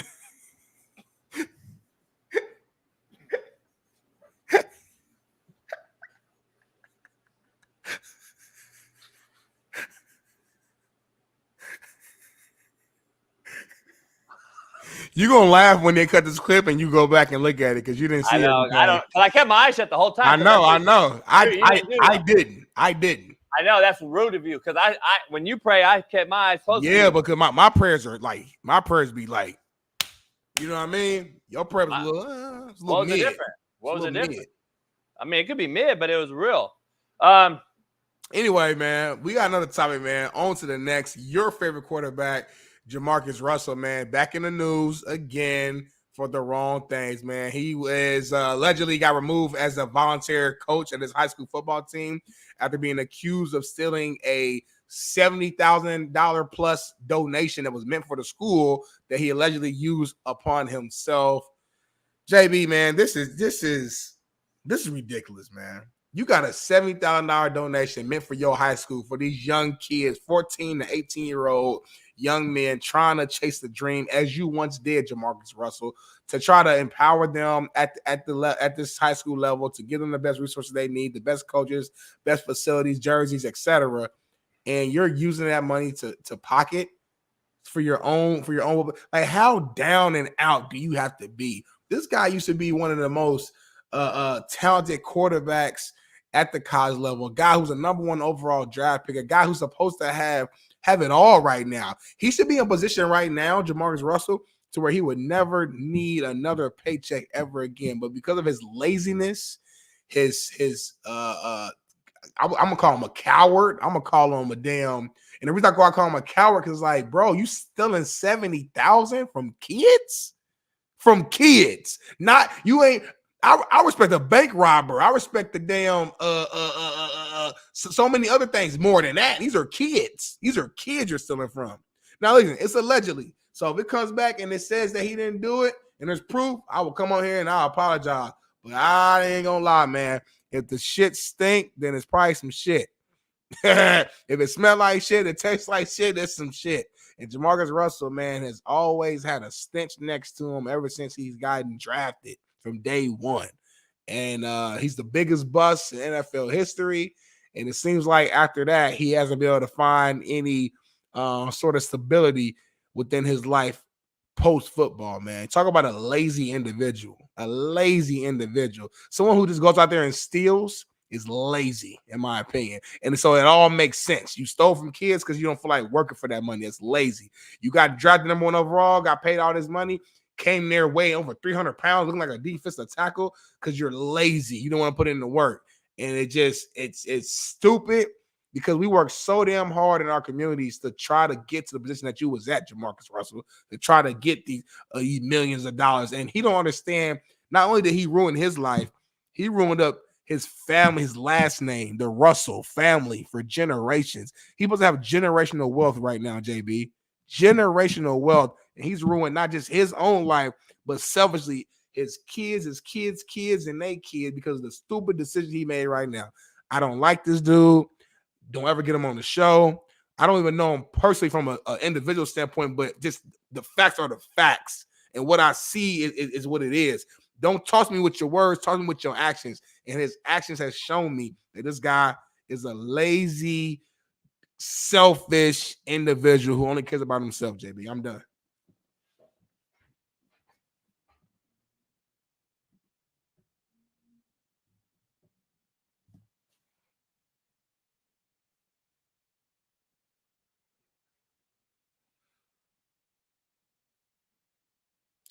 Jimmy, you're on mute. I don't know if you're talking to us or not, but you're on mute. So I'm letting you know. It's cool. You can stay on mute. I'm just letting you know you are on mute. You know he's a brother. Yeah, that's why I'm so pissed. If he's a white dude, I wouldn't care. I would have praised it. He's a brother. That's why I'm telling you, sometimes Smitty turns to JB. I got to turn to Smitty sometimes. I'm trying to be nice. I'm trying to make sure that Smitty, doesn't go viral for a negative clip. We can't have that. God forbid a negative clip from Smitty. So I'm just trying to say, y'all, where's everybody at calling Smitty a hater? I want to see that energy that I get on Dion and all this old shit. But anyway, it's funny how that works. Love your take. I love the take. I heard that he hit up Jerry Jones and said, "Can I play for free?" Are you for real or are you playing around right now? I'm dead ass serious. This dude must be on some dope right now. He must be like. See, I didn't say all that. I don't know about that. I'm playing around. I'm not gonna put that out there, but I'm saying this guy must be struggling. He's struggling right now, though. Like this cat, if that's the case, if he really said that, he's struggling. Bro, a high school JB, you coached high schoolers, JUCO, like you gotta draw a line at some point. High schoolers, bro. I want to know. So look, I know the high school he's at. By the way, I told Bailey this little side story behind the fact of the matter because I know the coach there. Pretty big time school, and they get some big time money coming in there through fundraising and stuff. If he really did take a $75,000 donation check from boosters, I don't know, but I heard there's more to it. Like I think that he knew that the check was cut to the school for the school, but I think they used him to get the money, maybe. Oh, I hope so. See what I'm saying? See what I'm saying? Hey, I got Jamarcus Russell on my staff. We're doing a fundraiser. Somebody cut a $75,000 check, and then Jamarcus like, "Fuck, that's my check." Like if it was that type of deal, you know what I'm saying? Like, where you at then? What if that's the deal? Where are you at then? I feel a little bit better about it if that's the case. But all better in that all, he took it, or better that it's okay. No, I feel it feels a little because the way I just looked at it was like he's a volunteer coach at this school, and he was actively trying to help, use his name to bring money, and then went on and used that for his like he was the leader. He did it. But in the example that you just used was like the school was just leveraging his name. He found out about it and was like, that happens a lot. Keep it. And that might be more. It's a little less on, but still though. Still, even in that situation, I might go talk to the school and be like, "Hey, bro, don't be using my name, this, that, and the third." But as long as I got proof that it's going to the actual kids themselves, like it's being used for them, it's a high school, bro. Let them, come on, man. Like, let these kids have resources because it's so many high schools that literally just don't have it, and they go out there, man, unprepared, look shitty, don't have the right practice facilities, equipment. They can't maximize who they are because they just don't have it. So it's like if this 70,000 is just proof that it's actually going to the school and these players and these kids, these babies, let them do it. You know what I'm saying? And then real quick, Greg, by the way, I was talking fast, but if you listen to what I said, I'm not saying I respect bank robbers. I'm saying in this comparing the two, I would respect a bank robber over a guy who's just stealing from kids, just drug stuff from kids. Is what I was saying, the Greg. But anyway, that's where I'm at, JB. Bailey, what we got next? I'm sorry, you put it up there, but I was in my middle of my little rant. Smitty does sound like Coach Gene. Smitty does sound like a coach. He should coach. I could be a hell of a coach, honestly. And I might coach down the road. I'm just being selfish right now, trying to get my money. Andre Iguodala speaks on NIL, JB. And I think the way he said, man, I think it's something that you're going to relate to, agree with. And I think we got a video, if I'm not mistaken. Let's check it out. Deal is destroying the entire pipeline of American youth development because kids are getting paid before they're actually maturing in their talent. So they don't get disciplined because they don't understand the long-term games. It was like, man, I got to work hard because I probably won't get to the league until I'm 21. I got to go hard. And then I put my skill set together. I matured. My mind has gotten there. I understand teamwork. I understand how winning works. Winning is not a part of the equation. The NIL has messed it up for sure. They the whole game up. You could be 16 and be making millions. There's no accountability. There's no adversity. And adversity is the thing that separates everybody. It's just like who got the will to work the hardest. We just messed up the ecosystem, and we got to really get back to developing our youth to be fundamentally sound. When we came into the league, you cannot come into the league if you had a weakness. Now we got guys, we see everybody get exposed in the playoffs because they never took care of their weaknesses. Does he watch this show? Because Nah, I he swear to don't. God, that sounds like somebody I know. He don't watch the show. He just agree. He just got the same mindset with it. He's an older guy, a guy who retired. He's a little older, so his mindset's different. Listen, I'm gonna jump in. I'm sure you got a hell of a take, so I'm gonna just get mine out the way real quick. He's right. Let me say that he's absolutely right. When guys are getting paid these big amounts at an early age, yeah, it definitely takes away some motivation for the guys who only do it for money. But I've been saying that you say I'm wrong. That's why I'm not done. Listen, for the players who only do this for money, the quicker you get money, the lower your drive and your will go. But for the guys like myself who did it for the love of the game, as well as the potential to make a lot of money down the road, it's going to make me work even harder because I want to feel like I earned that money that I just got. And number two, I want even more money anyway. And the only way to get more money is to go out there and to perform. The problem is a lot of these kids don't love the game. They only love what it brings. So once they get what it brings at age 16, well, then it's going to take away from the drive. But there's still a lot of players, in my belief, who truly loves the game and truly loves to compete. And even when they get the bag, they still gonna go out there and be great. I think there's still some Cam Jordans out there. I think there's still some Max Crosby's out there. I think there's still Aaron Donalds, not from a talent standpoint, from a mindset standpoint. These are just examples I'm using of guys who want to be great because that's how they are in their heart. Max Crosby is a great example. He's a fucking dog. He got paid. He got money. He don't care about that. He wants to be great for himself, for his legacy, because he loves the game and he wants to make sure he earns every single dollar that he gets. If you don't have that mindset, then what Andre Iguodala just said is absolutely correct. But I don't think that taking away NIL would reverse this thing, right? If you have that mindset, then whenever you get paid, this will happen. So let's say you get paid at 16, you're gonna start BSing, less work, less development, boom. Okay, cool. You get paid at age 20. Okay, that's the point in which you're going to start. Like, whenever you get paid is when you're going to start to tank, so to speak. Let's use Albert Hainsworth as an example, right? He was really good. He's a beast, I thought, for his early years.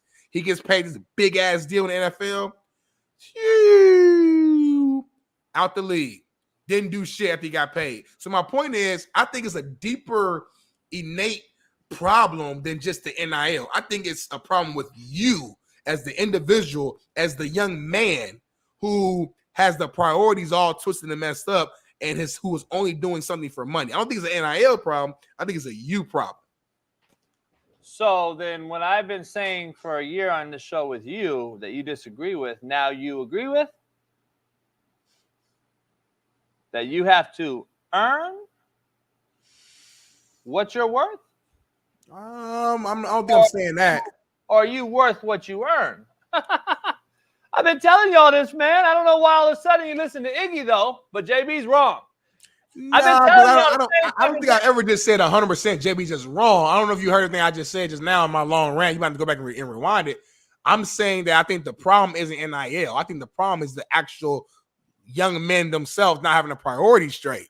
I'm saying if you're only motivated by money, whenever that money comes is when you're going to take a step off the gas pedal. So, okay, cool. Let's say remove NIL. Okay, you work harder, you make the NFL now. Okay, now you get paid in the NFL, your first deal. Okay, now you're going to start bullshitting again. So to me, that's a you problem.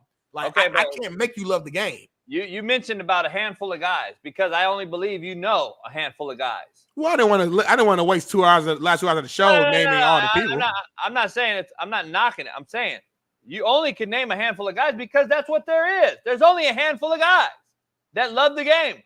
You can't sit here and go through the league and college football and tell me all these guys that love the game. And that is the whole reason behind what I've been saying for years and years and years. There is no love for the game because we have created this debacle. You have created a pay-for-play scenario where these youngsters look up to these people that make all this money that treat the game like a side bitch. You can't do it. Like, this is the problem. You don't think the youth sees with their own very eyes what's going on, and then they want to aspire to be like these cats that treat the game, that allowed them to make the bag like a side bitch? Come on, man. That is the truth. That is what it is. There is no more investment in our bodies because we've already got the bag. So why would I invest in my body to be great at a sport that's willing to pay me generational wealth that I really don't give a fuck about? I'd rather do podcasts, TikTok videos, and those type of things. That's the real deal. Like, let's be honest. That is why I say stop paying this absorbent amount of money to these dudes that half-ass give you your half-ass efforts. They're not giving you all-in attitude, all-in buy-in, all-in no matter what. There's a handful of guys that really love the game. That's not enough, Smitty. It's not enough. You can sit here and talk about Max Crosby and a handful of dudes that love the game. Jordan. Yeah, but that's the problem. It's not enough, Smitty, because that is why you're seeing our product look as bad as it does, college and pro. You need all of them. When everybody was like that, Smitty, that's when we had the greatest sport in the world, football. Let's be honest. Football was the greatest ever. The Orange Bowl mattered, Smitty. The Cotton Bowl mattered. The Rose Bowl fucking mattered because everybody wanted to play in those games. They were big deals. Not only because they were a big bowl game, but they were a fucking accomplishment that I made it. I got to this point. I'm not there yet, but I made it to this point. Now we have skipped these points because we've already been paid what an NFL player will make as a rookie. So why, if I'm making that money in college, what the fuck do I need to play a college bowl game for? Like, this is what we've done. We've set the precedent. We've allowed it instead of coached it, and mediocrity is the new excellence. And we have ruined it. There's no getting it back either. And now everybody's now retrospectively sitting here. It's like, fuck, damn, wish we didn't do that. Damn, wish we couldn't do that. You ain't fixing it, Bradley. You're not fixing it. There is no more fixing it. Because now, guess what? How to fix it is this. We take NIL away, and then guess what? Think about it. Think about taking away recess from the 5th grade class, but kindergarten through 6th grade. I used to hate that when we lost recess. So when you lose recess, you're like, man, I didn't get to go recess. That is what you're going to happen. That's what's going to happen, especially, though, in an era of these entitled, enabled little kids. Shit. Here's the point, though. I would just say you're going to have to make a hard shock treatment type of reality hit these kids. I don't know what you're going to do, but the bottom line is it cannot sustain and last this much longer. I don't believe, Smitty. There's going to be we're going to hit a recession here very shortly. I'm just telling you right now. We're already in one probably, but I'm just saying it's going to get real, real bad. I don't see how you're going to really continue to find donors, collectives, and payouts for all the kids that require it or demand it or expect it. And the expectation level is going to come down tremendously as far as a broad whole. And then, because look, we already agreed, Smitty, 99% of these kids aren't getting paid. 1% of them are getting paid. Paid meaning like the millions, the Shedeur Sanders, Caleb Williams, all this shit. Hold on. Stop right there. That's a great point. So if that's the case, why are we continuing to blame NIL for the drop in the competitiveness level of these college players then if only a small amount are really getting paid money? Because I've been saying it.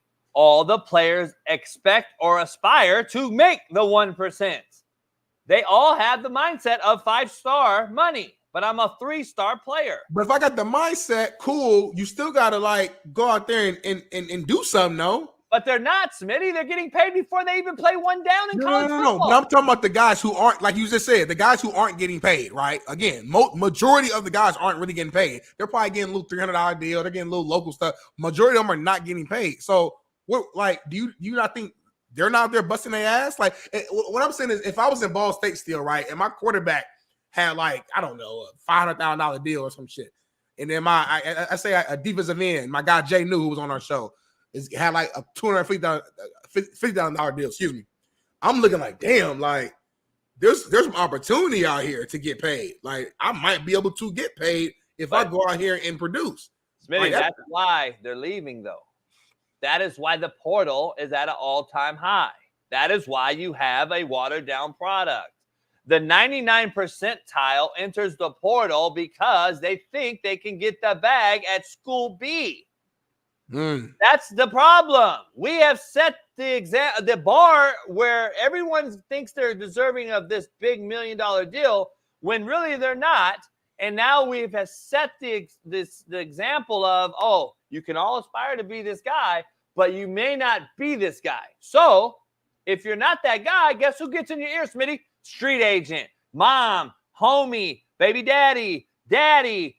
Man, you could go over to fucking Georgia and make that money. What are you doing in Alabama? You get a whole bunch of outside noise influencing you, and you're a 2-star player that doesn't want to really go grind and suck it up and go get fucking yelled at and grind it out and beat out a guy. You rather leave and think you're going to get a bigger bag at another school because you didn't get it at school A. That's the problem. We're setting that up for failure. We've set it up for failure 5 years ago when I said this was the wrong thing to do. And I have it on record, obviously. And I've been saying this for a long time. And now all of a sudden, it just seems like it's coming to full circle. And it's coming to fruition of what I've been saying for 5 years. This was not the way to do NIL.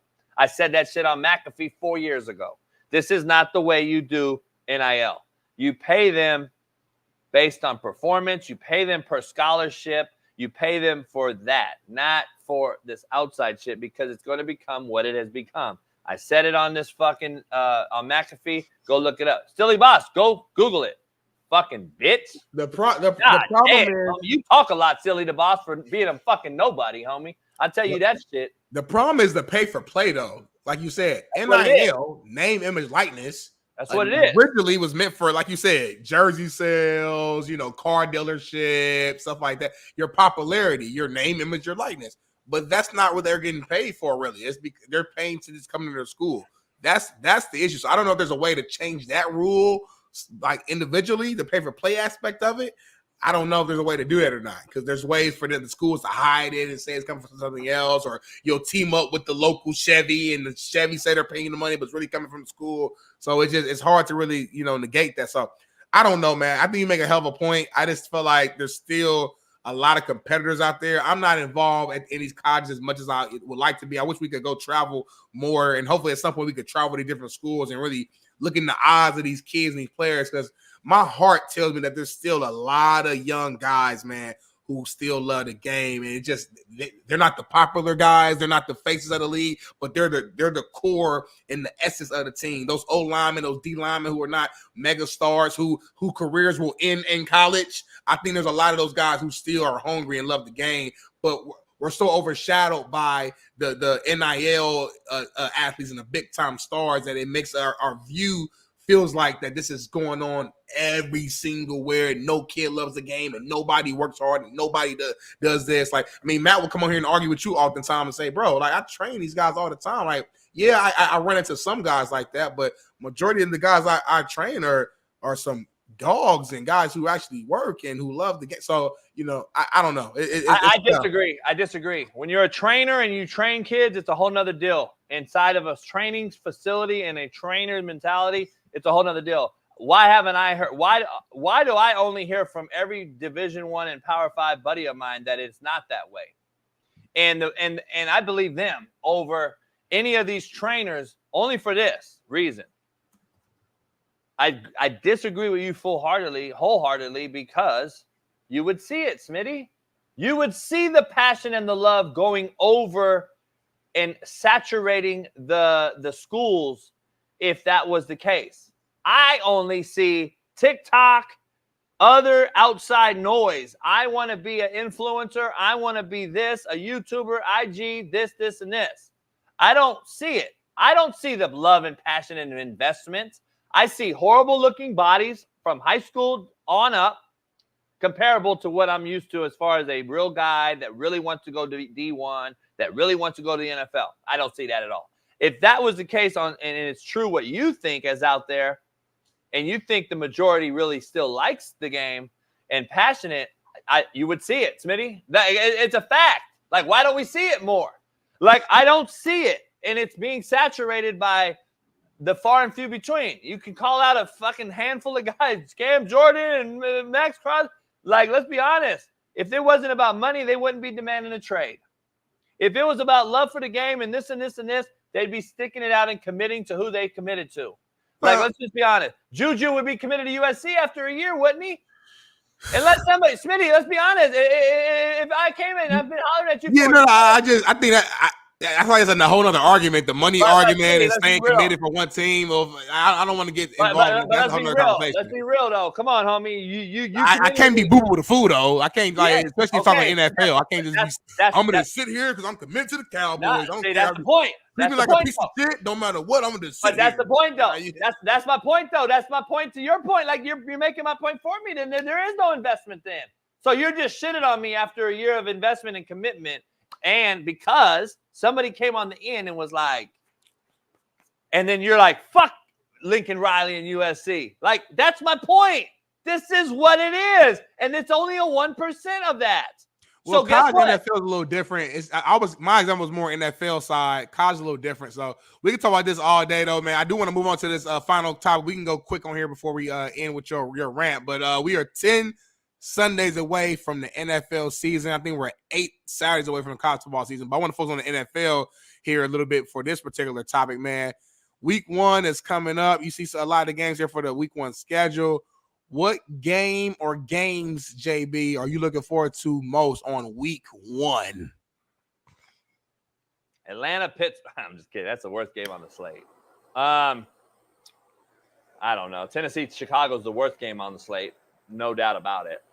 But it'll probably be the most viewed. I love how JB's like mine naturally shifts negative. I asked him a specific question. I said, what games are you looking forward to the most? He gave me the game that is the worst game. Like his mind it's just weird. It's like you're naturally, I would love to do a brain study on you, JB. Like to really go in and get like a CAT scan and do a full study. Because your mind just leans negative.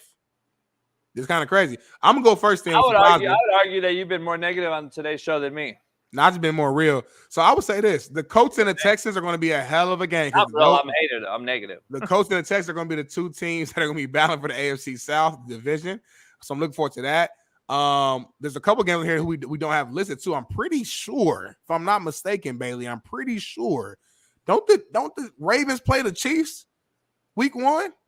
I'm pretty sure the Ravens play the Chiefs Week 1, but yeah, Rams Lions gonna be a hell of a game. And one game I'm looking forward to for the purposes of this show, is at 1 p.m. Eastern time on Fox. You got the Minnesota Vikings and the New York Giants. You got your guy Sam Darnold against Danny Dimes. JB, who are you going to root for? Who do you believe? Tell me your early pick for that game, your early winner. Who are you trusting more in? Danny Dimes or Sam Darnold? Which quarterback will lead their team to victory? You ask me that game right now? Yep. Just that one game. I'm going to go with the Giants and Daniel Dimes winning the game. I'm going to go with Sam Darnold balling because two things can be true.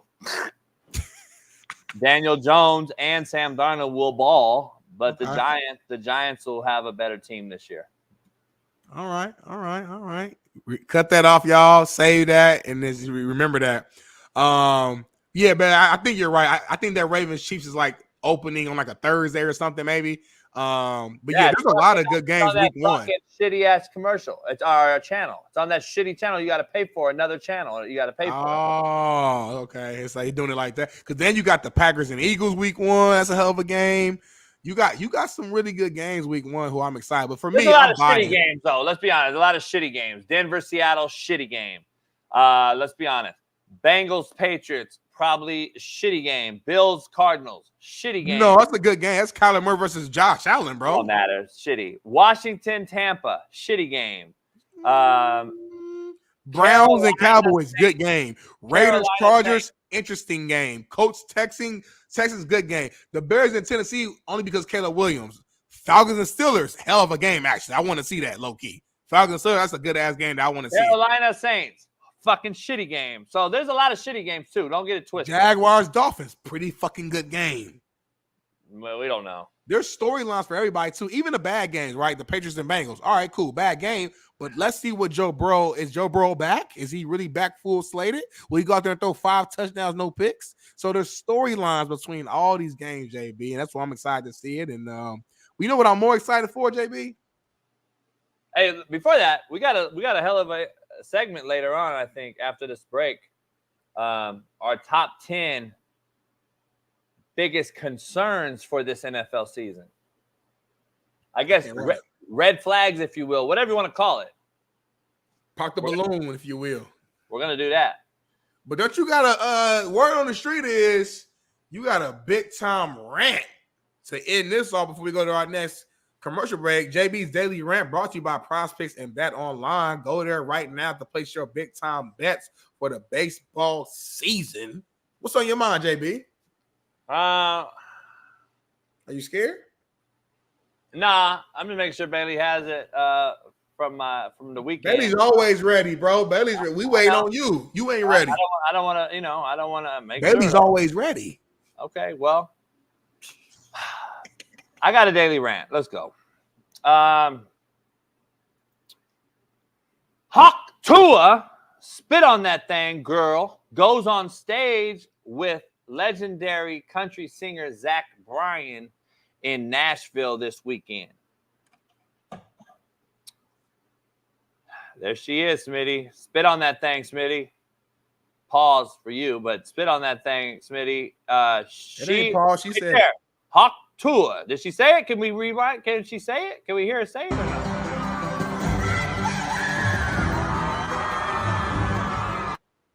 All right. So this bitch has gone this broad has gone viral for being a nobody, right? Straight up and down, no ass, no titties, no nothing. And this is what the country's become. Let's just be real. All right, so look, I told you I love her. I love her to death. I hope she didn't get fired. I heard that was all cap. She didn't get fired from her teacher job, whatever, blah, blah, blah. I heard she was an informant with the FBI. I've seen it all. It's comical. Hawk Tua goes on stage with Zach Bryan in Nashville over the weekend.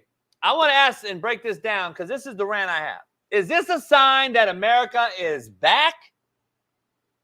Because we have an overnight sensation with the meme that goes viral, and she's on a country star's stage at the same time to perform her Hawk Tua live in front of 75,000 screaming fans.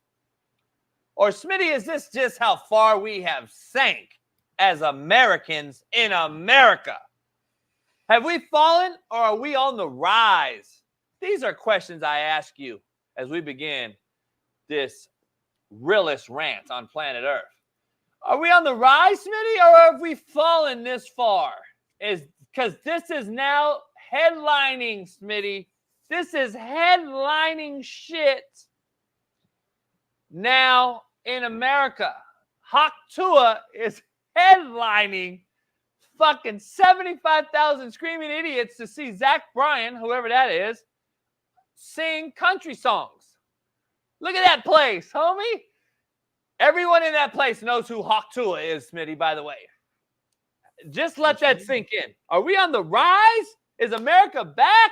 Did she fuck over Pride Month by doing the Hawk Tua about halfway through Pride Month and to become like, it took away a lot of their fucking shine? It took away a lot of the Pride's fucking limelight, homie. It's fucking comical as shit. It took away a lot of the Pride's limelight, dog. I'm be real with you. It did. And now I don't know if you saw the crazy shit over the weekend, dog. I'm gonna be honest. I'm torn. Like, I love to see it. We're back, American country singer, fucking whatever. I've never listened to a country song in my life, but yes, you have. Let's be honest. Is this the rise or the demise of America? That's the question I have, because I don't know if you've seen over the weekend, Smitty. I'm gonna be fucking honest. I saw it. Did you see the guy pissing in the guy's mouth? So you didn't see it. I didn't see that. Yeah. Well, I saw what I saw, and I just carried him and scrolled past. I didn't sit there and watch the whole thing. San Francisco. Yeah. You know who's from San Francisco? Who? Gavin Newsom. Remember that guy I mentioned last week? Yeah. Remember that guy I said he's a demon? He's actually from there. Started his career there as a mayor. He was a mayor there. I don't know if you know that. I didn't know that. Well, guess what? It's funny. It's ironic because now it's okay to walk around little kids fully butt naked and issue blowjobs live on the street and golden showers. I guess you could give a golden shower and a blowjob at the same time in front of kids on a public street in California now, and there's no law against it all of a sudden. I did not know that we took the law of indecent exposure out. I don't know if you knew that. I don't know if you haven't seen that. Well, it's a viral video. You guys can all go online and find it if you don't believe me. But yeah, in front of kids, Smitty, that's what we saw. So like I don't know. I'm just, the world is upside down, bro. And I can't even see it no more. I don't even comment anymore on Twitter when they tag me in that shit. I don't even look at it. It's fucking disgusting. It's not even a funny thing no more. I'm not retweeting those things no more and even giving them even an inch of. I stopped doing that months ago on these weirdo fucking made up human takes. But we're doing that shit in Cali, Seattle, Portland, Toronto.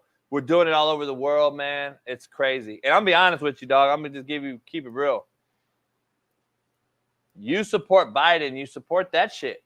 I'm just being real. And you know me, I'm split down the middle. I don't give a fuck about any one of these politicians. If you support Biden, you support this shit. Because look at who he's hired on his administration, homie. I'm gonna be real.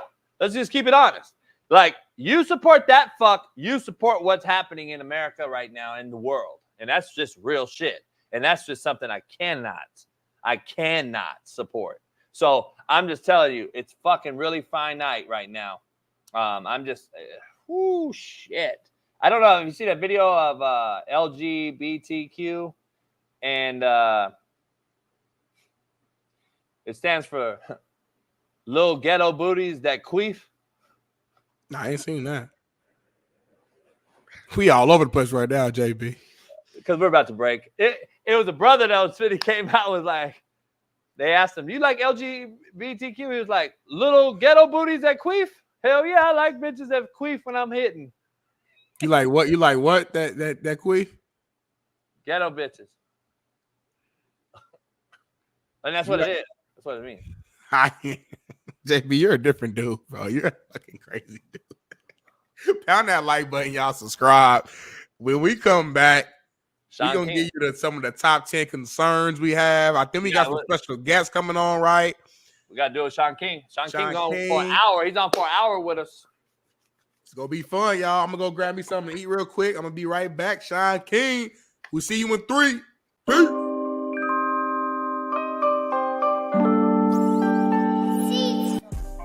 Hey, what up, homie? Hey, what up, homie? The real one's here. The real one, you prime sexual motherfuckers. Hey, the real one's here. What's happening, homie?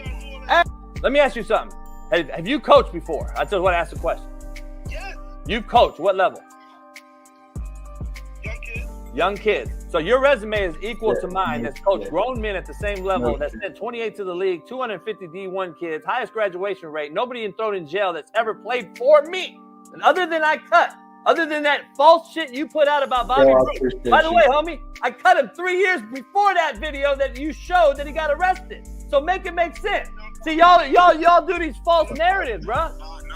Hold on. No, it wasn't my player. No, it wasn't my player, homie. That's what you don't understand. No, you associate him. Hold on, homie. Hold up. Let's be real. Hey. By the way, I actually appreciate all y'all in there talking and letting us talk because it's what grown men do. So because I keep it real. I appreciate how you guys are managing this conversation. But let's be real. This kid you know from Netflix, homie. You don't know him from playing for me. Keep it funky. That kid got cut. Homie, he got cut. Did he not get cut by me on Netflix? Did he not get cut by me? Hold on. I know where he's from, motherfucker. Who you think recruited the motherfucker? So, homie, do you think I don't know where the fuck I got him from? So let me be clear here. This man was cut from my team for doing a criminal act on Netflix, and I cut him, did I not? So if he goes after me and gets arrested 3 years later, how the fuck are you associating that with me? I tried to do everything I could for that young man. I tried to do everything. I gave him 6 opportunities. You don't think his head coach is my homeboy in Titusville? You don't think I know his mama, homie? You don't think I know the people that I got him from? Come on, man. You guys spill this drama, homie. You guys say the wrong shit. Lucy, the prime sexuals are out. That's the thing, though. You can't put out that fake shit when I still talk to Bobby and I still help Bobby and I put money on Bobby, and you can't talk that shit because let me ask you guys something, homie. For all the hate out there, I'm gonna drop the mic on this. Show me one player, homie, that's played for me that has come out and talked shit about me, because y'all don't understand. Real recognizes real, homeboy. How about Jermaine Johnson, first rounder? Have you hollered at him? Have you seen what he said about me? How about all the other NFL players I got in the league? You don't have to hunt them down, homie. If I was such a bitch, homie, what do you mean? You sound ignorant. If you don't gotta hunt nobody down if they want to hate on you, what are you talking about? If a motherfucker wanted to talk about me, how about Tank Dell? Have you hollered at Tank Dell about me? How about those motherfuckers? How about you go holler at real ones that actually make it, not the ones that got cut, homie? How about you go do that? Lonnie Johnson. Why the fuck I gotta do it, motherfucker? I'm the motherfucker. Why I gotta do it? You're the motherfuckers chasing this bait, homie. Why I gotta do it?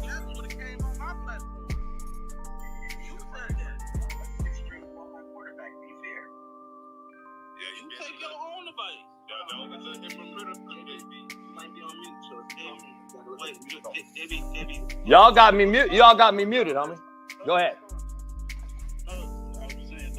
Let me ask you guys something. I don't need to go hunt it down. I did it. I lived it. It's in my resume. I got 28 in the league. I got 10 first rounders. Yeah, what do y'all got? Let me ask you something. Let me ask something though. Let me ask you a real question real quick, because I just finished my show and I heard y'all doing something about me, which I give you credit. You made up a thing about me. Here's the thing. It takes a lot to go out of your way to create a thumbnail and all this old shit about another grown man. To me, it's a lot of feminine energy, but I got to be real. Let me be real. I got a show, homie. I do a 3-hour show, homie. Homie, I got a 3-hour show. You motherfuckers are nobodies. I got Kirk Herbstreit on my show, motherfucker. Who you got? Let me ask you a question. Do y'all know Dion? No. You don't know Dion. Are you fucking kidding me, homie? I know the motherfucker. You don't even know him? You motherfuckers are clowns. You don't even know him? Y'all don't even know this motherfucker. Okay. Y'all don't even know him, homie. Y'all some dick riders. Y'all some dick riding fanboys. Homie. Y'all motherfuckers are dick riding fanboys. Get your sorry asses out of here, you dick riding fanboys. Shut your bitch ass up. You fucking dick riding fanboys. God damn, these motherfuckers don't even know him, homie. That's the fucking... Oh, my God. I hope we recorded that. Oh, yeah. We're live. We're still live. Hey, good. That shit is comedy.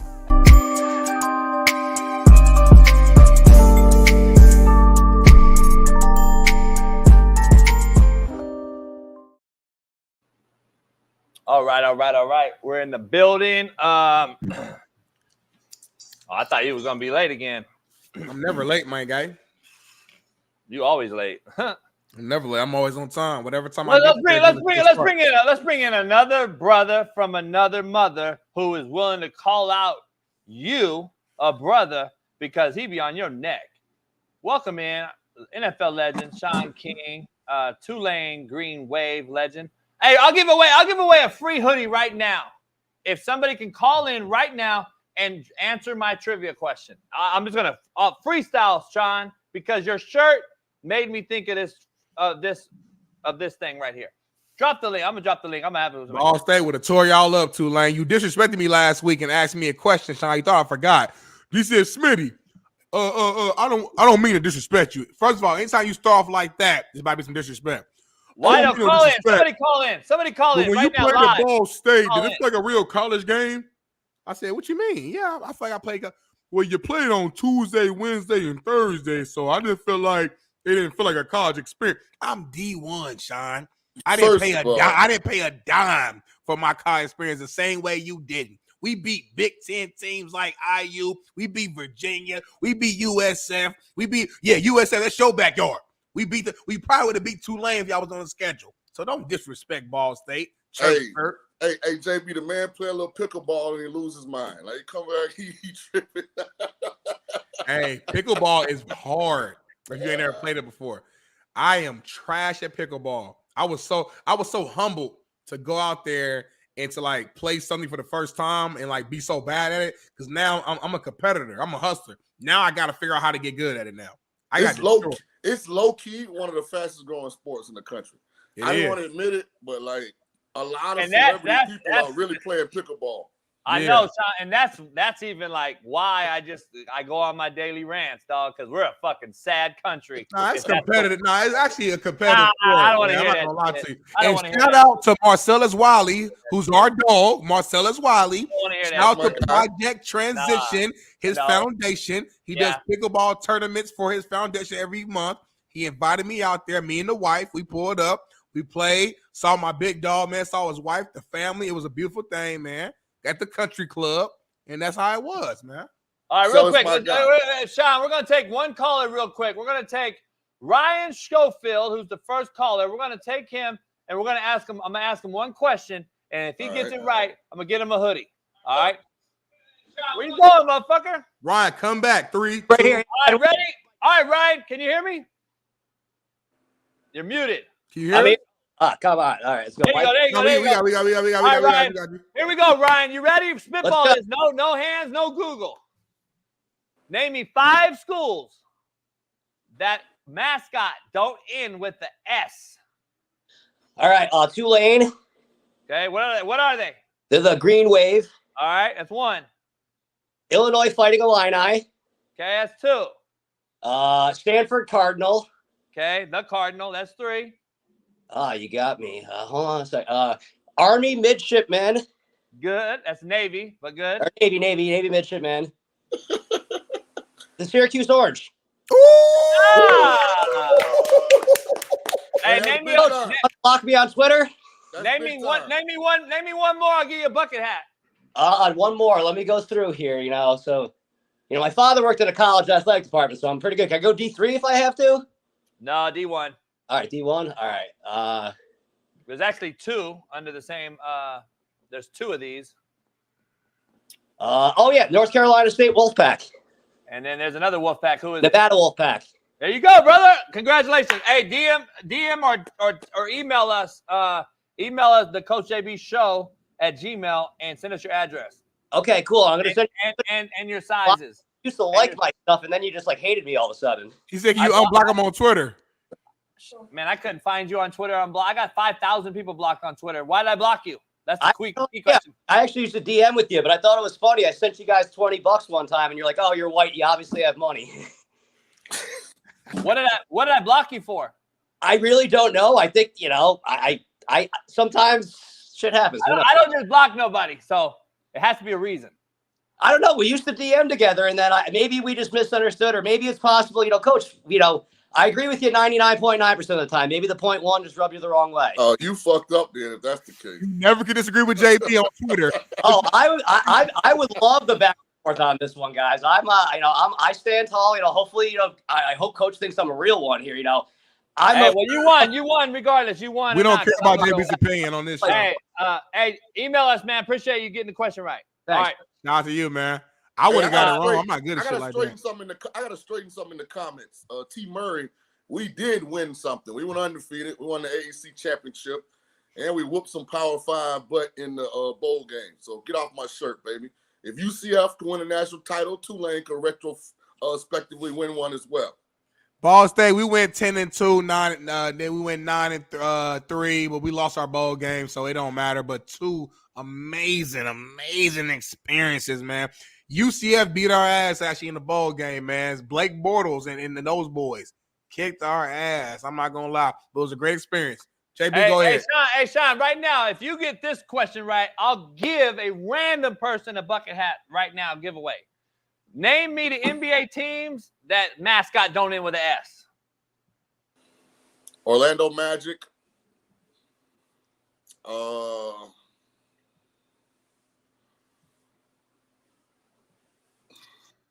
Miami Heat. I'm going down the list, so just bear with me here. Oh man. How JB, do you know how many it is though, at least? Or you just want he got it just off the top? I know these. When I was in the Arena League, when we would fly to like Hawaii or whatever, our marketing person would give us these trivia questions. I got two. You can help Shaun out if you give him a number at least. Like, is it 9 of them? Is it? I got 2. You got 2, right? You got 2. There's 2 more. It's 2 more. Let's see.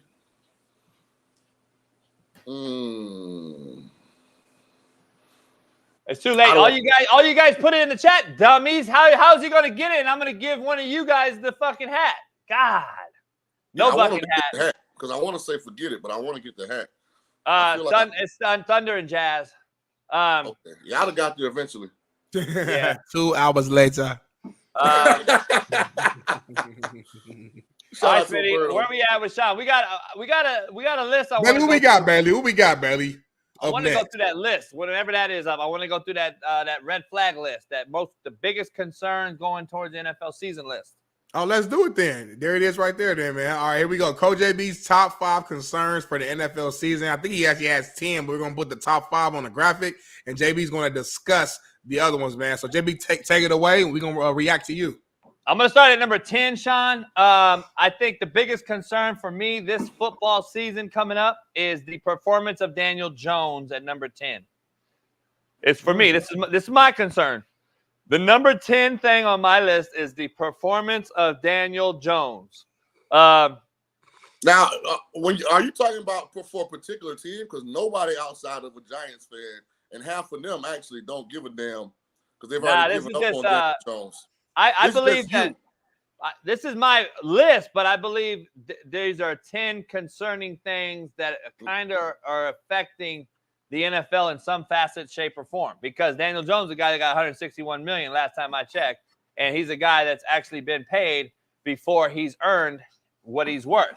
And that's what Smitty and I argue all the time. So I think it's still a very big thing and topic of discussion because everyone brings Daniel Jones up, especially on ESPN, when they talk about bad QB play. So I think it's a big issue and concern for the league's sake. This is just my list. Number 9, the Eagles and Jalen Hurts combination with new offensive coordinator Moore. How that is a concern of mine as well. I think that's a big one. I think a lot of people are willing to see or want to see Jalen Hurts bounce back from a kind of a mid-year last year as the Eagles lost their last 6 games. Number 8, the performance of Trevor Lawrence. I believe after he just signed a big deal, I think that's a huge concern for a lot of folks out there. So I got him at number 8. Number 7, the health of Kirk Cousins. I think that's a big concern. Regardless if you're a fan or not of the Atlanta Falcons or Kirk Cousins, I just think that is a huge concern because we're going to do a hell yeah, hell no later, but we know who they drafted at quarterback. Number 6, the health of Aaron Rodgers. I still think that is a huge, huge list. It could be up on the list actually higher, but I think my top 5 concerns are more pressing, starting right there, Dolphins offensive line depth. Because we know Tua 2 years ago was a guy that was on a list of short-lived lists with the concussion and the head trauma that he took. This offensive line lack of depth is their worst part of their team right now. So I think they lack offensive line depth, Smitty and Shaun. Number 4, the contract negotiation with Dak Prescott and Mike McCarthy. Both are on their last year deal. Both are seemingly replaceable in today's market with a guy named Bill Belichick out there lurking. Number 3, Deshaun Watson's availability. Shaun and I talked about this before. Does he really play? Does he play with a free conscience, a free mind? Does he focus on football only? Number 2, the Buffalo Bills wide receiver group and how Josh Allen handles it. Smitty, is he the guy that Mahomes has shown you he is? Can he be that guy with a lackluster wideout room and still win? I want to see that. And then Joe Burrow's health is number 1 because of his age, in my opinion. I believe his health is number 1. He's been out there saying he's focusing on his health more than just throwing the ball right now. He thinks he can do that with the best of them already. So I'm just going to focus on my health, rehab, and strengthening certain body parts. So we'll see. That's my top 10, but that's my top 5. Go ahead. I don't know, Smitty, if you have one or not. If you and Shaun want to discuss it, that's just my concerns going into this season that I think affect the league in some shape or form. Yeah, well, overall not a bad list, JB. But you ran out of options when you got to 10, because everybody's giving up on Daniel Jones. Like, that's not a big concern. But that's why he's a concern, isn't it? No, I think the Giants have mishandled that, and it goes back to when they decided to pay him. I, for the life of me, don't know why you wouldn't just franchise him. Because I know why. Because you're not going to franchise a ailing running back who's missed 2 of the last 3 seasons in Saquon Barkley. That's why. And it was down between those 2 guys. You know the real deal. Yeah, but I feel like pressure would have busted a pipe with Saquon. I'm not disagreeing with you. I'm just saying you know that the NFL running back market is not worthy of. Right. There's no way. My point being, no way I would have invested 3 years in Daniel Jones at that point, at that rate. Just wouldn't have done it. He'd have been like Tua. Him and his agent would have just had to be in their feelings for a little bit. I do like the top 5, simply because I think for the Dolphins to have any chance to do something in the playoffs, they've got to have elite pass protection. Not only that, they got to be physical. They got to play physical, don't they? McCarthy kind of schemes run success into it. The problem becomes Tua doesn't have a big arm, and he's really not a great athlete. So if you don't protect him, you're screwed. Because it's not like he can stand in there, and throw a laser under duress. He just don't have that talent, and then he really can't get out the way. I do think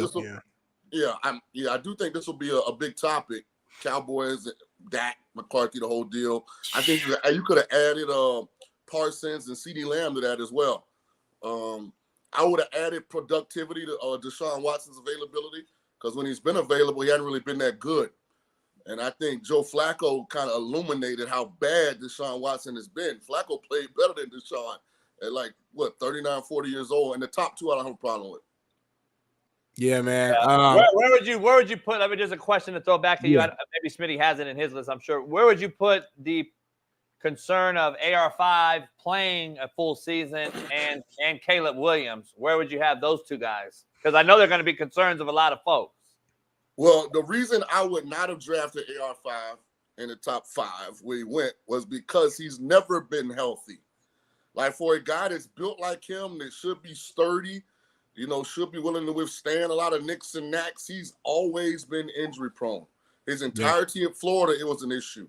First year in the NFL, it was an issue. So I would have already assumed that was going to be an issue. So for me, not that big a deal. For the Colts, it's a huge deal, especially since they let Gardner Minshew leave in free agency. We got Joe Flacco, I think, as our backup, though. So it's kind of like we still got a good backup. I'm pretty sure Flacco's on my Colts now. Yeah, maybe he is. Again, it's just. But yes, to your point, still a concern for sure. How do you design an offense for AR5 that fits Flacco? It's almost like you got to have 2 completely different playbooks, because none of the stuff that AR5 does is going to be applicable to Flacco. I thought they did that last year with Gardner Minshew, though, and it honestly had a pretty good season. He's a pretty good athlete for the most part, for a guy. Yeah. But I get what you're saying. I get just what you're saying. And Caleb Williams, I don't know. That was going to be interesting. I think at the end of the year, people are going to realize that Jaden Daniels was far superior to Caleb Williams. I really do think that. Wow. Yeah, I mean, to that point, though, I do think Caleb Williams, there will definitely be some concern because of just everything they did for him. They traded away Justin Fields. And again, whether we love Justin Fields or we hate him, whatever, that still was a top pick who's still young and still has some promise. So you trade away him. You bring in all these new pieces. You get Keenan Allen out here. You get DeAndre Swift. You got, you bring all these pieces to surround, Caleb with an actual team and a group with the mindset that, okay, we want you to be able to show us something. Show us that we were right in investing it into you. You hear all this, the media members saying that this guy's going to be the next Patrick Mahomes, the next, a big time quarterback. So I think there's going to be a lot of it's going to be a ton of eyes on him. And let's say the first 6 games of the season, he's not looking anywhere near what the media has portrayed him to be. I think there'll be a lot of, people sweating and concerns of just, did we mess up? Did we overvalue this cat? So I think that's a guy who should be on the list for different reasons. I do like Joe Burrow's health is an obvious one as well, because literally when he's healthy, they win. When he's not, they don't. It's that simple. It's nothing even talk about. Hey, there. Smitty, here's something to keep an eye on. They weren't playing great before he got hurt last year. They were really struggling. Maybe just something as kind of like a side story to watch. Have people caught up with that Cincinnati offense? Yeah, but you do remember this though too. I think we often forget that Joe Burrow had that calf situation. Oh, he's been hurt twice. Right. Yeah. And I think we forget about that first, because remember the first few games he was playing, but he missed he wasn't. He couldn't move. Yeah. So. Shaun, we got a little segment we're gonna do with you in a few minutes after this thing, but we got some of our most loyal fans and supporters. We used to let them call in and ask the guests a question. So we're going to have one of our loyal ones call in and ask you a question that he has for you in a few minutes. But real quick, Shaun, I want to ask you, I don't know if you if you looked at this or not, but Smitty was going to ask you, QBs throwing comeback routes in the Manning Passing Camp Academy. Belichick was added over the weekend. This was Milrow. They name everybody down the bottom. They just went through the list of guys throwing these. And I don't see that as a true comeback route. I see it more as a circus or a deep out. Comeback should be thrown low outside, coming back down here towards the sideline. This is more of a – I've never seen a comeback thrown high like this. I think it's a deep out cut route, especially off of play action or some type of riding glide. I think it's a deep out, Shaun. I don't see it I don't see a diamond top comeback. Do you? I hope it's a deep out based on the ball location. Otherwise, all of them suck. This is bad. It's probably a deep out. Somebody who made the video probably just don't know the difference, and they just put comeback. You know what I'm saying? Like just like a casual, whatever. Just probably put that. So I'll be honest with you. The one thing that kind of jumps off the page, I don't see a lot of great arm talent in this group. Like that ball kind of looks the same for all of them. All of them fluttering. The ball is not on the line. They're having to throw two balls, John. Nobody. Yeah. Aren't they like almost two balls? Yeah, they're almost like two balls. Explain what that means, JB, to people in the chat. What do you mean by that? You got one balls, you got two balls, you got three balls. So three balls are a deep fade route, a deep post. Yeah, a two ball is that happy medium. I call it a banana throw, which is intermediate ball. Yeah, over the mic's reach, Smitty, but before the safety. So you got to get it up and down fast. And then a one ball is a fucking hitch, a slant. Right now, get it out on the line. Man, I just see quarterbacks just getting worse and worse and worse. Yeah. But now using this video, that's kind of where I want to go to. I'll start with Shaun. Are you concerned? I mean, we're 8 Saturdays away from college football season. These are supposed to be a lot of our quote unquote premier quarterbacks that's supposed to be playing. Everybody didn't show up, of course, but a lot of them did. Are you kind of concerned of what the product will be, or does this not tell you anything because they're out here in shorts and t-shirts? Well, it doesn't tell you everything because you have no idea who these receivers are. Like, I know they bring the top quarterbacks, but I think, if I'm not mistaken, these are all high school receivers from Louisiana. So, I mean, you don't necessarily get a lot of throws with these guys. Here's what's interesting about coaching quarterbacks. Back in the day, you used to coach a kid at the quarterback position because you really wanted to help the kid develop. So what you taught, to me, made a lot more sense than what they teach now. Now they've come up with this, don't step into the throw, or use all your core. And I'm not a big proponent of it unless it's a tight pocket. Like, I kind of teach both. And, the thing that, jumps out, the front foot for none of these guys is aimed at the target. That's why they're so inaccurate. Like, this front foot is damn near on the inside of the numbers for almost all of them. That's why you see this ball inaccurate. It's sailing for some. It's dipping for others. And it's kind of like a byproduct of guys figured out they can monetize QB coaching at a young age. So now they got to come up with all these different kind of drills to make a kid feel like, they're developing and getting better at quarterback. And they're missing on the fundamentals because with no pass rush routes on air, that front foot should be pointed at the target, and there should be some kind of follow through when you transition and make this throw.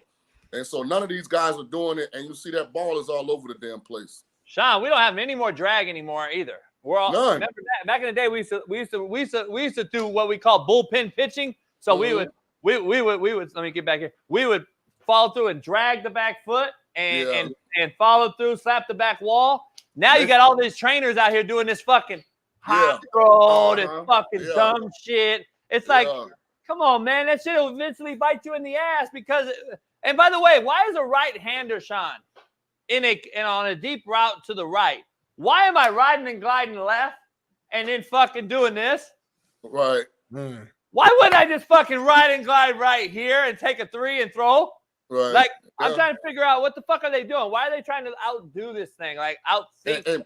And I've talked to some of the top guys, and I've told them the reason that I don't buy into what they're teaching is because in a clean pocket, to me, your mechanics should be slightly different than when you're throwing the ball when it's complete chaos. Yeah. And you can't step into a throw. So I get some part of your practice regime being making those throws.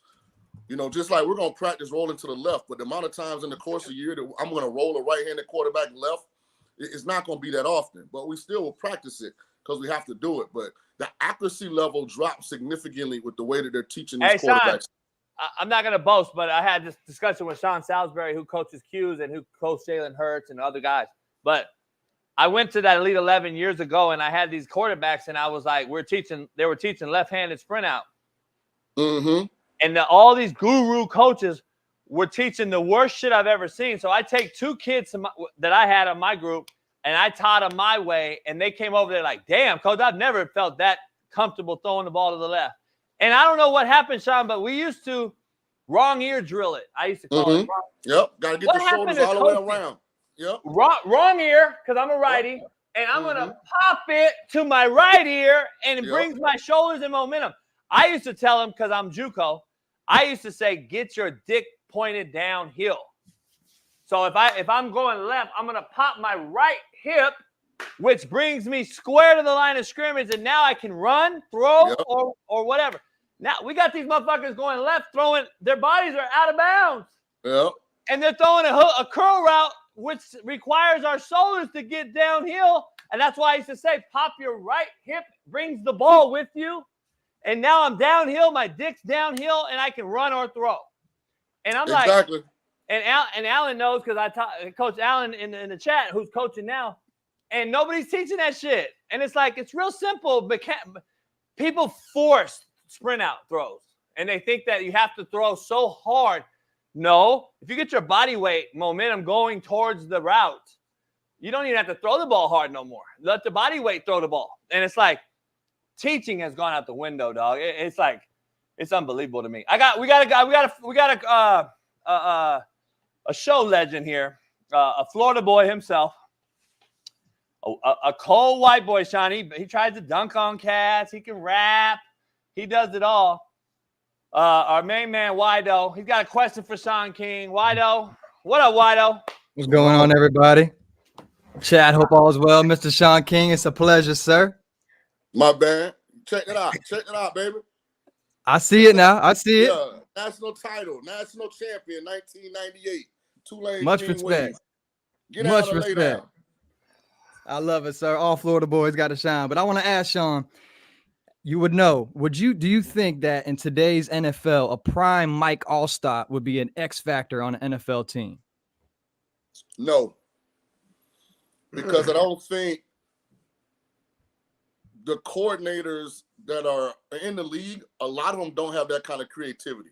Okay. And here's what I mean by that. Mike Allstott was a great player. I mean, a great player. But if you look at Allstott's career, his years where he really excelled were when we were in 2-back tight end formations and he was the tailback. And he could come downhill and run our gap scheme stuff and really punish people. Once we moved to, I think it was Les Steckel was the first one that tried to make Allstott an H-back. Like he tried to turn him into Frank Wycheck. And then Clyde Christensen came in, and we were all 11 personnel now. One tight end, one back.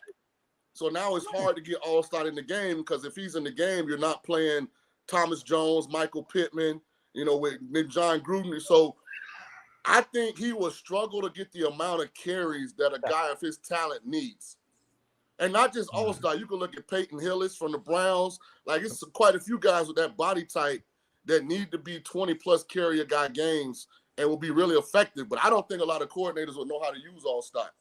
I think they would do stuff with him that just doesn't fit him, which is try and make him like a movement tight end. Maybe he could find a role like the kid at San Francisco. What's the fullback at San Francisco? Yep. You check, right? You check, yeah. You check. But how many carries does he get? Because McCaffrey gets all the carries. Right. So I just don't know if there's a bunch of coordinators out there that would know how to get Mike involved in the run game. Yeah, that's a good point. Gotcha. Hey, I appreciate that, Sean. JB Smitty, you already Much know. love, Coach, baby. I hope you watched the UFC event. It was a nice one, okay? Let's do it. It was. Hey, Big Dog, before you go, I'm a huge Yeah. All-Star fan. I'm not talking about a knock on All-Star. Yeah. I'm saying how closed-minded I think the coordinators are now when it comes to certain skill sets and how to make them effective. Gotcha. Yeah, no, all respect. One of my best friends is a lifelong Tampa Bay fan, Sean. Loves you, loves your throwing mechanics, loves everybody. So I just had to ask that as somebody who's looking for the contact on the offensive side. Yeah, Appreciate you guys. Big All ups, love. man. All right, Appreciate you, White You agree with that, JB? Yeah, because the fullback, that stiff, big body guy, A-gap guy, is going to look up the Mike. There's no longer that guy, and there's no longer the Mike to look up. The Mike now is 215. Right. So here's the thing. We've had a transition period, Shaun. Maybe you'll agree to this or not. We went from recruiting fullbacks and third tight ends, which is another either the backup fullback when he gets hurt, and if the third tight end gets hurt, the other fullback's the third tight end, right? We went from recruiting those guys, then we transitioned. So now we stopped recruiting tight ends, and we were like, oh, we don't need a tight end. We recruit DNs. They're DNs for us. And fullbacks transitioned to linebacker.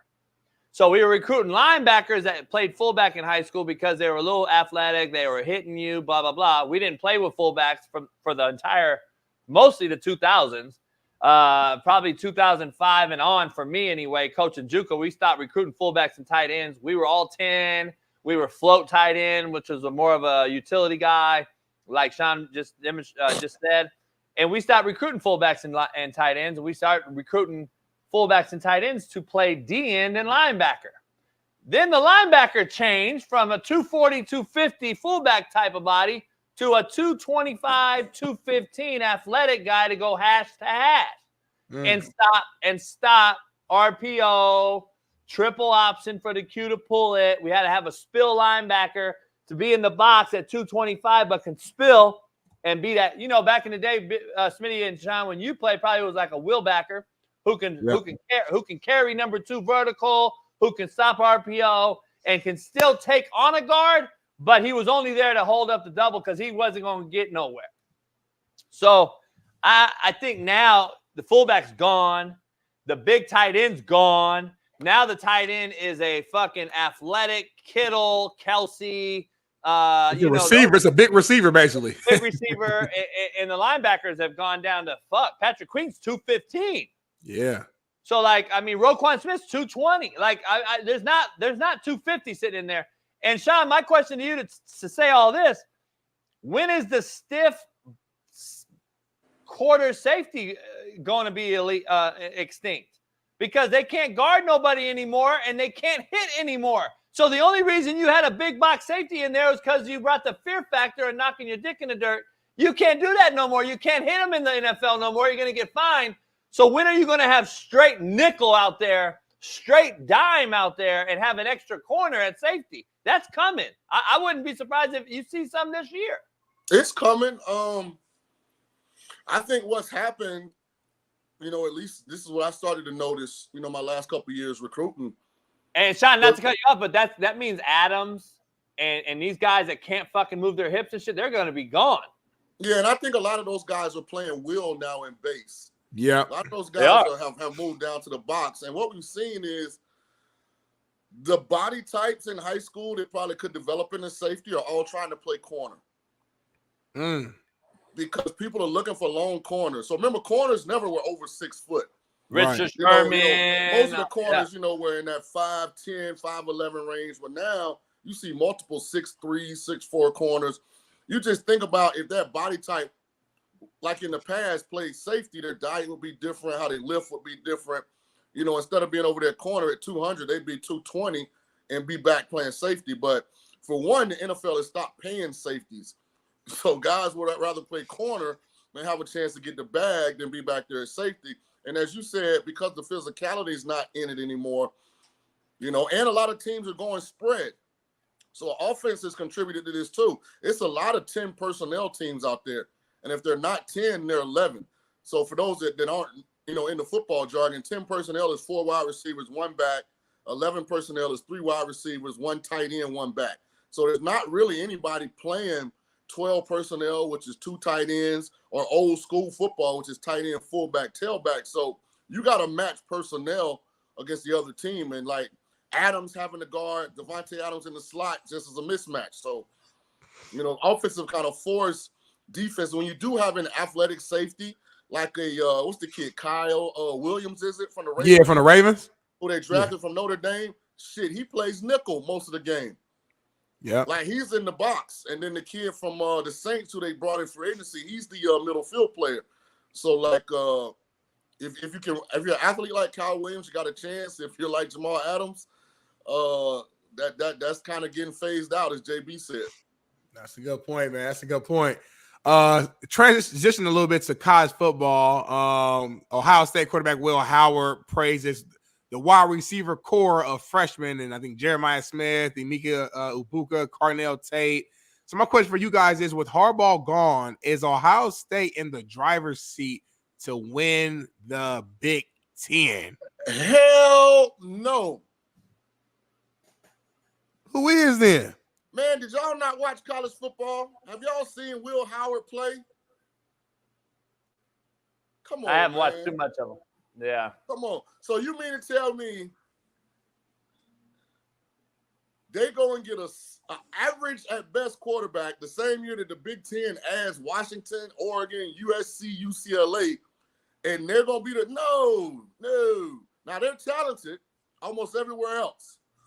Listen, But- Urban Meyer said it might be the most talented Ohio State team ever. Well, much due respect to Urban Meyer, I don't listen to anything Urban Meyer says because I saw him as the head of the Jacksonville organization, and that's the last snapshot. That's NFL, though. I got in At my college, head. though, at college, come on now.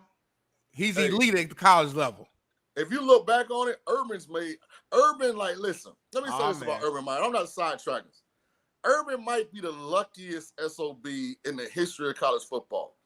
I mean, this is a guy that told Cam Newton he wasn't good enough to play at Florida. Like, who's the other big-time quarterback right now who Urban wouldn't offer a scholarship? Was it C.J. Stroud? It was one of these guys that were telling a story about they wanted to go to Florida, and Urban said, you can't play here. Like, so some of his evaluation, and listen, Florida was good, but he obviously wasn't doing any background checks because, boy, they had a whole team full of convicts. Hey, they won, though. That's all that matters, right? That's all they Exactly. cared about. And then he won it, and he won again at Ohio State. So everywhere he went, he won. So that's what He won at Utah. He won at Bowling Green. Here's what most people don't know about those Florida teams. Urban had nothing to do with those guys getting from Saturday to Saturday. That was all Charlie Strong and those assistants that were the ones that were keeping them guys locked in. And they said you damn near couldn't talk to Urban, man. You couldn't. Come on, man. He had a nice little run. Yeah. Shout out to Charlie Strong. Charlie Strong was one of my first coaches I ever shook his hand. He was at Louisville when I was a sophomore in high school. And I remember I went on it was an unofficial visit. But Charlie Strong was one of the first coaches that me as a young guy just, remember meeting, shaking his hand. It was a quick side note. Hey, look, I don't know, Shaun. I don't know if you're cool with Eddie or not, but me and Eddie George are real tight, and Eddie, Eddie swears by Urban. He says he's the best he's ever been around. So Where did Eddie play with Urban? I don't think he played with him. He's known him the whole since when he took over at Ohio State, and Eddie, being who Eddie is, Eddie's been around him in that program, and he was like, he's the head coach at Tennessee State, right? Yeah, and he was like, Urban's the best that he's ever been around. So that's all he told me. That's what he told me.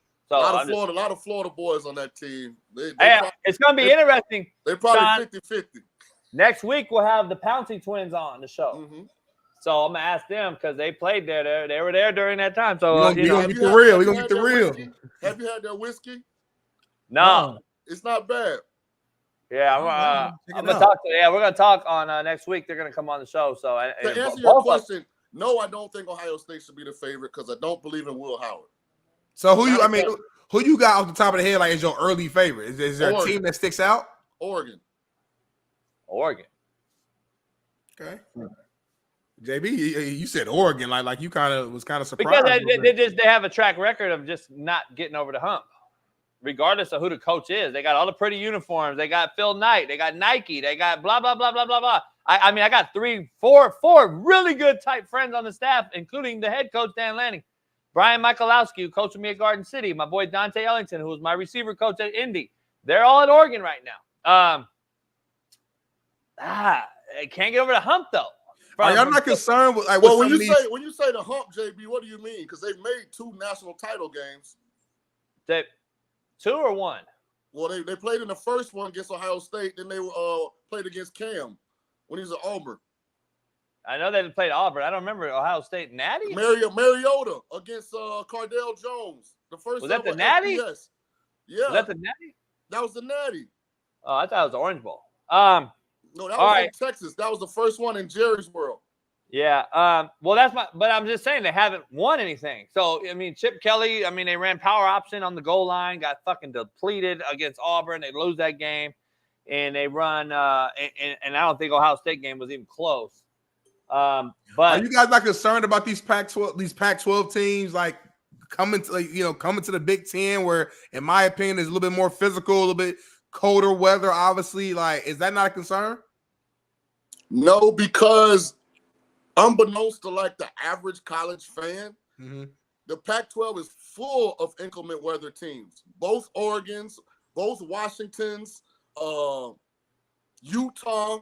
Like, so all these teams have had to go to those 3 states in December before and play road games. So it's not like Pullman or Eugene or Corvallis or where is Utah? Provo? Is that Provo? Where is Utah? University of Utah. I think Salt Provo, Lake, right? Salt Lake. Salt Lake. So, they've had to go to these climates anyway. I think the bigger adjustment is going to be Ohio State, Penn State, Michigan, instead of getting Northwestern with no athletes and, those kind of programs, they're going to get these guys that are playing spread. They got athletes that they got to tackle in space. They got slightly upgraded. Now, they get a little pass because all the quarterbacks left last year, but, you got to believe that the Pac-12 has done a good job, in my opinion, of having average to above average quarterback play across the board the last decade, in my opinion. Got you. I guess we shall see, man. I'm definitely excited to see it. Moving on to another quick college topic. I saw Bailey had just added in last minute. Utah football names. DC was it Morgan Scalley as successor to Kyle Whittingham. Any quick thoughts here? I don't know much about this cat right here personally, so I don't know what you guys had. Quick thoughts, JB, on that one. Well, generally when this happens, it's because somebody's trying to take Morgan Scalley from Utah. That means like somebody's trying to hire him to be their DC or to be their head coach. And Whittingham, who probably is great friends with the AD, all the money they've made. Well, the AD there came from USF, so I'm drawing a blank on his name. So I know they're good friends. Made a lot of money, won a lot of games. I'm sure they have a lot of late night conversations over wine and expensive steak. And at some point, the conversation has probably came up for both of them. How much longer you want to do this? And Weddle sent me this a few minutes ago that I sent to Bailey because, Weddle's a legend there and Hall of Famer, and he's out. He's actually down right now getting inducted into the college football. Shout out to Weddle. Hall of Fame. Sir. He will tell you that this is being done because this is the culture there. This is the assurance to the players that are coming down the pipe in the recruiting, because they recruit high school there, especially the Polynesians in places like Bountiful and other places in Utah that's full of heavy poly. They want to have that. This is our culture. We're not going far from the tree here. Like, right. If I leave, boom. Urban left. And guess what he did? Whittingham got it.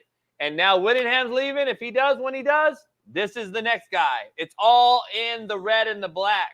And that's what you have to understand. That is why I do believe this culture here is a little bit different. This is why they beat a more athletic USC every year. This is why they beat a UCLA every year. Teams that are more talented, Oregon. Like, this is what they have. This is that culture, in my opinion. And I think they're just solidifying the culture. That's kind of what I believe in. And I agree. It could be two things be true. Maybe somebody's after him, but I don't know if he's a big enough, flashy, sexy name in this business to go get him from Utah. So I think Whittingham's doing him a favor and saying, hey, you're Utah born and bred. Here you go. Stay here. You'll be the next head coach. Don't even think about, going some other place and being a head coach or a guy in waiting. And I guess my only point was a guy that's been as successful and tenured as Whittingham, this report never comes out if they haven't had behind-the-scenes conversations. Mm-hmm. Right. Yeah. That's a great point. I agree, but I also think it's I also believe it's a proactive approach to showing everybody in that organization and who's to come down the list. Hey, we're still going to be Utah. There ain't going to be a new hire. There's not going to be a guy from LA or some guy from the East Coast. This is a Utah guy that knows the ins and outs. We're going to just keep the ball rolling. The machine keeps rolling the same as it's been. So, that's just what I think. You know what's interesting about a place like Utah? I don't know why more coaching staffs and programs don't take this same approach. Like, at the end of the day, if you hire the right guys and you tell guys, listen, you're going to have opportunities. This is the head coach talking to the staff in a staff meeting. Guys, y'all going to have opportunities to go other places. But if we do the right thing here, we could be here for 20 years. And whatever you're making now, every time those contracts come up, I'll make sure we get more. So by the time, 8 to 10 years from now, we all making really good money. We locked in with the high schools in the state because we've done right by them. We brought kids here. They played. They've graduated. We're connected in all the places we need to be connected in. That's what I would be trying to build if I was in college. Forget all that jumping around every year and a half, 2 years, trying to get a title added on to what you're doing, yet you got the same responsibilities. I think doing it the way Utah did it, the way Chip Kelly and Oregon did it for the longest. Yeah. To me, that's the way if you're going to do college football. That way your kids not switching schools. Your quality of life is better, I think, when you run it like this. I don't know why more schools don't do that. 100%, man. Building culture, building sustainability, and building a legacy in one location for a while, man. So, moving on, one more quick college topic before we end with a little hell yeah or hell no with you, Shaun. Quinn Ewers says about Texas being in the SEC, we're going to be everybody's biggest game for sure. And with Texas and Oklahoma joining the SEC officially today, I wanted to ask you this: how will Texas fare in the SEC? This is fascinating, and here's why. They're good enough to beat Alabama in Tuscaloosa. Mm-hmm. They're also average enough to do what they did every year in the Big 12, which is lose to Iowa State or lose to, Texas Tech or somebody that they're much more talented than.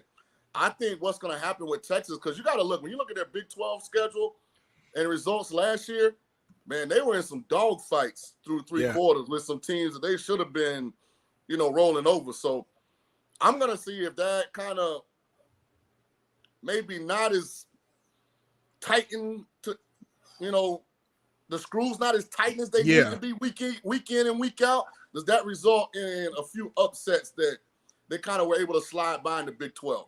That's a good point, man. I wonder, is it are they one of those programs where they just play up to competition and play down to the level of competition as well? Are they just not excited when they're playing against certain teams? Because that's something that can bite you in the butt for sure.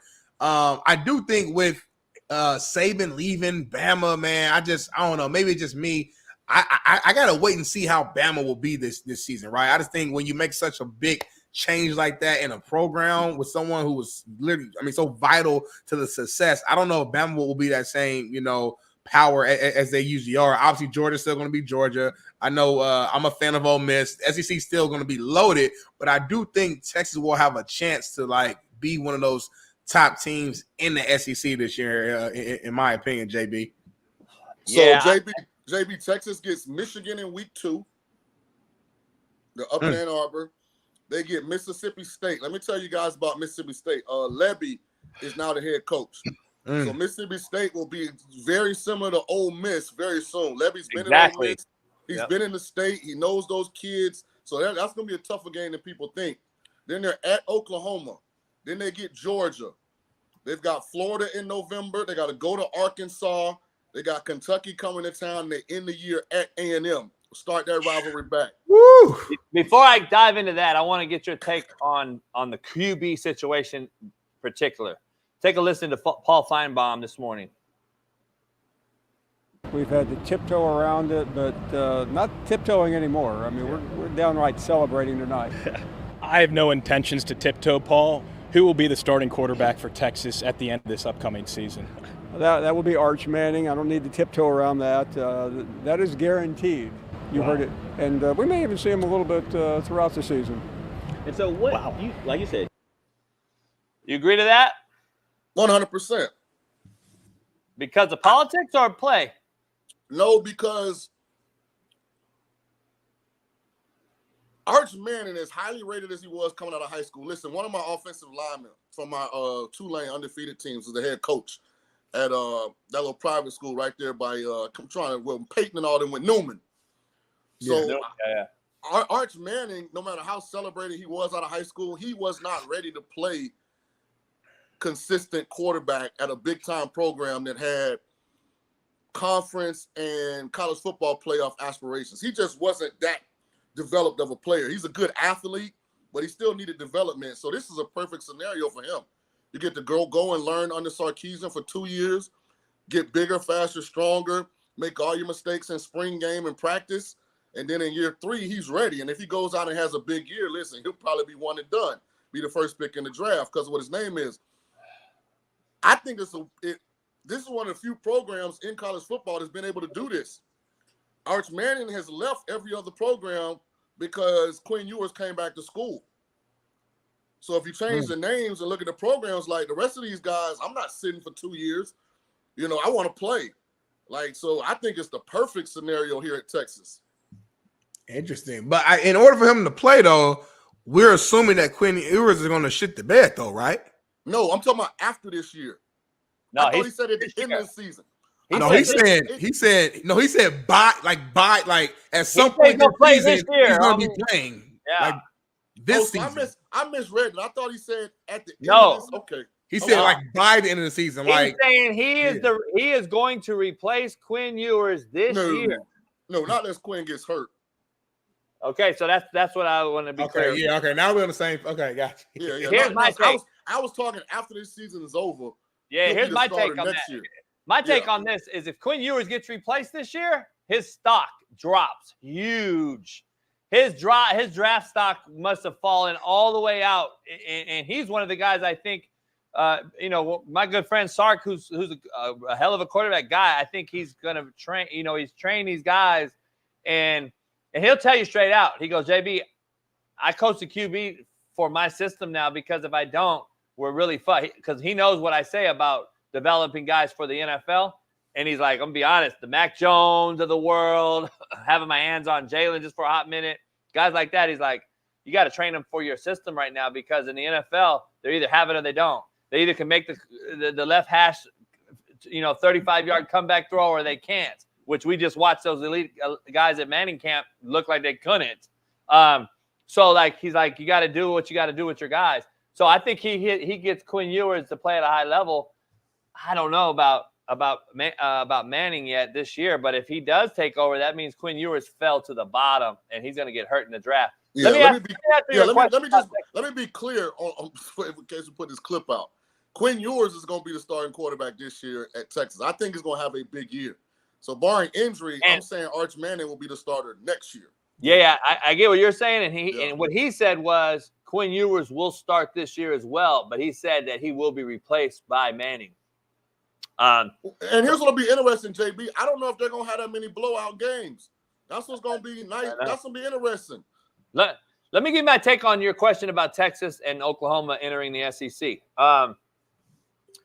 I think it's going to be the epitome of what people consider blue blood, Texas and Oklahoma, to even be considered, to even kind of favor my take the other day about there is no more blue bloods, and this is only going to hurt two blue bloods that we call so-called blue bloods in Texas and Oklahoma. They're going to literally be irrelevant again before they even got a chance to be relevant in this new playoff system. They're going to be irrelevant again. Now, can Texas and Oklahoma make a 12-team playoff? Maybe, but they definitely weren't going to probably be in a 4-team every single year, not being in the SEC. I think the SEC is going to make them irrelevant again before they even really got back on that national limelight stage as being a true blue blood. I think Texas and Oklahoma is the middle of the pack once again. Now, Texas is on a high right now, so I believe Texas is going to be in the hunt for a natty again. I truly do. But sustainability is my thing, Smitty. Being in that conference over some years, I don't know if Texas is just going to – are they going to be the elite SEC team when they haven't been an elite Big 12 team in fucking 20 years? Like, I'm just saying, like, how does that work? Is that because the landscape has shifted that much, like I say? Maybe. Maybe it's watered down. Maybe Texas now can be elite in the SEC. That just tells you a lot, though. Like, I think if you really look at it like that, I don't know, but I think they had a better chance, JB, if this happened last year. I mean, losing Byron Murphy and T'Vondre Sweat, 2 NFL first-round level defensive tackles. Like, I know Texas has a lot of big bodies, but replacing those guys your first year in the SEC, because to me, that's where the SEC takes its toll. It's the quality and size of the interior line. I mean, in the Big 12, you just don't see that week in and week out. But if you take the results away and just look at how good Mississippi State, Ole Miss, like all those teams' defensive and offensive line has been, to me, that's what the difference is.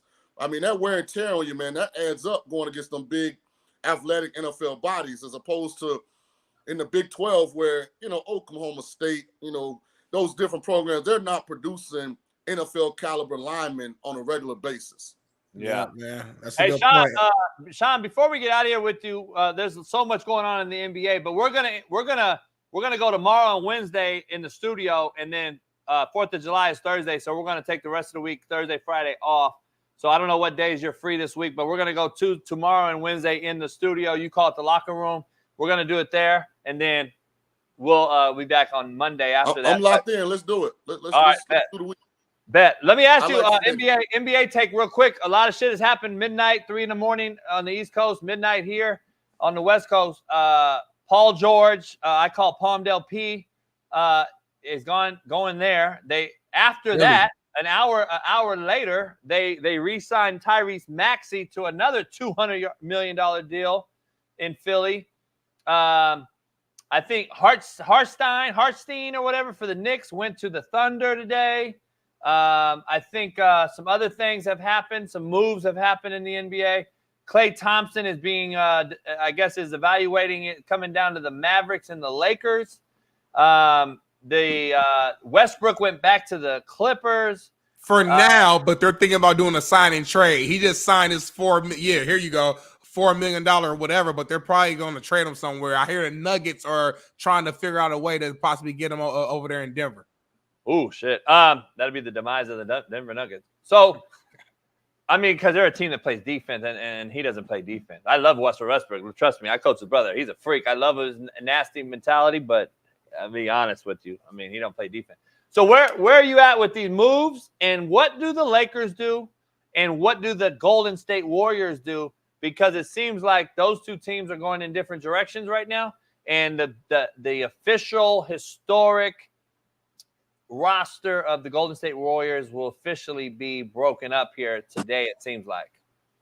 Tell your sons to play basketball. I mean, Isaiah Hartenstein, career 6-point-a-game guy. Improved last year to 7.8 a game. Just got $80-something million over 3 years. Tell your kids to play basketball. No doubt. There's no question. Hey, I'm seriously, Shaun, if I had a kid on my way out, I'd be saying, learn how to play basketball and shoot the three and learn how to golf. Because golf's going to be one of the big – if you can do those two fucking things, I'm just telling you right now, you're going to – see, golf to me is number one, Shaun. You ain't going to ever get hit unless you get hit by a ball somehow. You ain't going to get hit. You ain't got to worry about it. You get to go to these luxurious spots and make all this money. Golfing You can play till you're 80. Just think about it. You gotta be so good though at golf. For basketball, I could be a rebounder and a defender and go get 100 mil. Oh, you mean like Iguodala and JB been saying? You could be real shitty and still play? I didn't say shitty. I didn't say shitty. I said be a hell of a role player, a rebounder and a defender, and get paid 100 mil is what I'm saying. You don't have to be the star. You don't have to. Golf is such a skill. I just feel like it's a little harder to get to that point. But I feel you. That's why you play when you're young. That's what I'm saying. If I have a kid, I'm teaching him how to play golf now. And like Iguodala, is that Iguodala that said that? Yeah, Andre Iguodala, yes. Like Iggy said, these players are getting exposed in these playoffs, Smitty, because they can't play defense. They don't know how to hustle. They don't know how to go fundamentally sound. Like, it's being exposed, and that's why the league is watered down. Hey, this is all I'm saying. Saquon Barkley, transcendent, talented running back, just got 3 years, $37 million. Gabe Vincent, borderline starting player in the NBA, not even on the current top 100 list, got 3 years, $35 million from the Lakers last year. That's all I'm saying. Hey, Shaun, we're going to end the show with some hell yeah, hell nah. And I can't wait to get your guys' take on this. Hell yeah, hell nah. Smitty, you want to do it? You do it. It makes sense for you to do it. Why? Because that you made up the question. The first, you made these up. These are yours. What do you mean? I heard you say something about the first one. You keep going back to the first one. Yeah. Hey, Shaun, this motherfucker don't want to say because I'm going to say it. I'm going to be the I say it, but this ain't like if I say it, it's like it's your question. I don't give a fuck. We're going to do one last. We're going to do one last. All right, yeah. Hell yeah, hell no. The 76ers can now beat the Celtics, Shaun. No, hell no. Can beat? Hell yeah, can beat. If healthy, yes, they can beat. See, that's why I put the hell no. It's not like they're unbeatable. But you use the one thing that made me say hell no. If healthy, Joel Embiid has never been healthy. Paul George ain't never healthy too. Like they got too many guys who's historically, like I pulled up the stats. Kawhi and Paul George both were God, I can't talk. Both were with the Clippers for 5 years. They missed a combined 326 games. Crazy. I've been. They only play 82 games a year now. I'm saying, homie, I don't get it. 3 times 82 is what, 240 something? They missed 326, so they missed what accumulated to more than 3 years worth of games in 5 years together. And that's why I think Paul George said we got to split this up. Yeah, because Paul missed a decent amount too, but it was mostly Kawhi who really missed though. So that was what's crazy. When I broke it down, Kawhi missed 80 something of them, but George was right there like in a 130, 140 range. 130, he missed 130 something. So Kawhi only missed 50 some more games. And the money they're getting to miss games, to me, is what the fucking craziest shit is. That's the craziest part of this whole thing. That's what I just don't understand. And I don't understand. Like, it is what it is, but goddamn. I'm going to say hell nah either because I just don't think they'll be there. And Tyrese Maxey, who's the only guy, in my opinion, who's consistently there, willing to play, plays through a not Joel Embiid played, though. That's it's to his credit now. Yeah, but he's not. But we don't know if it hurt him. We don't know if it hurt him in the long run or not, which y'all always defend. Like, he's going to ruin your career by playing a few playoff games. That's why I gave him credit for playing. I'm like, damn, I like to see this big man out here playing. But shit, man, he's always hurt. I just don't know. Hell yeah, hell no, Shaun. Michael Penix Jr. will replace Cousins as the starter during the season. Ooh. I mean, this is another one that's strictly based on injury. If Cousins is healthy, hell no. If Cousins gets hurt, hell yeah. So how do you answer it? I just think you got to go with it. Because Cousins hadn't really been injury prone. He's been pretty durable over his career, but he's coming off of a significant injury. I know. I'm with you. I say hell no. I'm not going to predict injury on Kirk because of his history. So I'll say hell no. Hell no. I'll go hell no. All right. I'm going to say hell yeah. Hell yeah, hell no. Here we go. Shaun. Let's end it with a banger. Pro athletes. Hell yeah, hell no. Prefer white girls over sisters. Hell no. Hell you no. Rabbit hell no. Hell no. It's a proven fact. Hell no. Hey, what do you mean, hell no? Have you seen the Philadelphia Eagles goddamn picture? That motherfucker had all white girls. What do you mean? The whole league's white girls. Hey, It's if you would have said, Bunny heaven. Snow if you would've- bunnies. hey, if you would have said mixed, I'd have been with you. Hell nah. Snow bunny heaven, homie. Hell Come on, no. you know damn well. You've been in the locker room, Shaun. We Ain't only a few real ones. we highlight we showcase the white girl, so it feels bigger than what it is. JB, there's a lot of black couples right now. I'm telling you, there's a lot of people married and in relationship with black women. Look it up. I'm telling you, JB. And to be honest, most of the Generation Z athletes, they got like something that looks similar in some way to Kim Kardashian. Like they're more into that mixed look. Those foreigns, yeah. And you know what they do, Smitty? What? You can't sit here and tell me that a brother likes a straight up and down, skinny ass, no ass white girl, and then get caught cheating on the side with a side chick with ass. And then guess what? The white girl end up suing and getting the bread. That's what's happening. And you know it's true, Shaun. That's what's going down. The sister gets the one. The brother will go on a side chick, fuck with his sister with ass. And then the white girl that has nobody whatsoever ends up suing him, getting all the bag. That's what's going down. I see it every day. Y'all know it's true. I'm the realest show on planet Earth. Come on, stop. Hey, man, shout out to Hot Tour who got on stage at a country music concert. Hey, Shout out to Hot Tour, man. Shout out to Hot Tour. We did a rant on it. Hey, Hawk Tour. Hey, Shaun, I asked the question this meeting. Is America back on the rise? Is America on the rise because of this type of shit? Or is this just the demise of what we've become by making this type of shit viral? This is the biggest news. Like shit like this where like, damn, is this really where we are? Like, is it back on the rise? Because it was just Pride Month and all this whole shit. Like, is it on the rise or is it on the demise?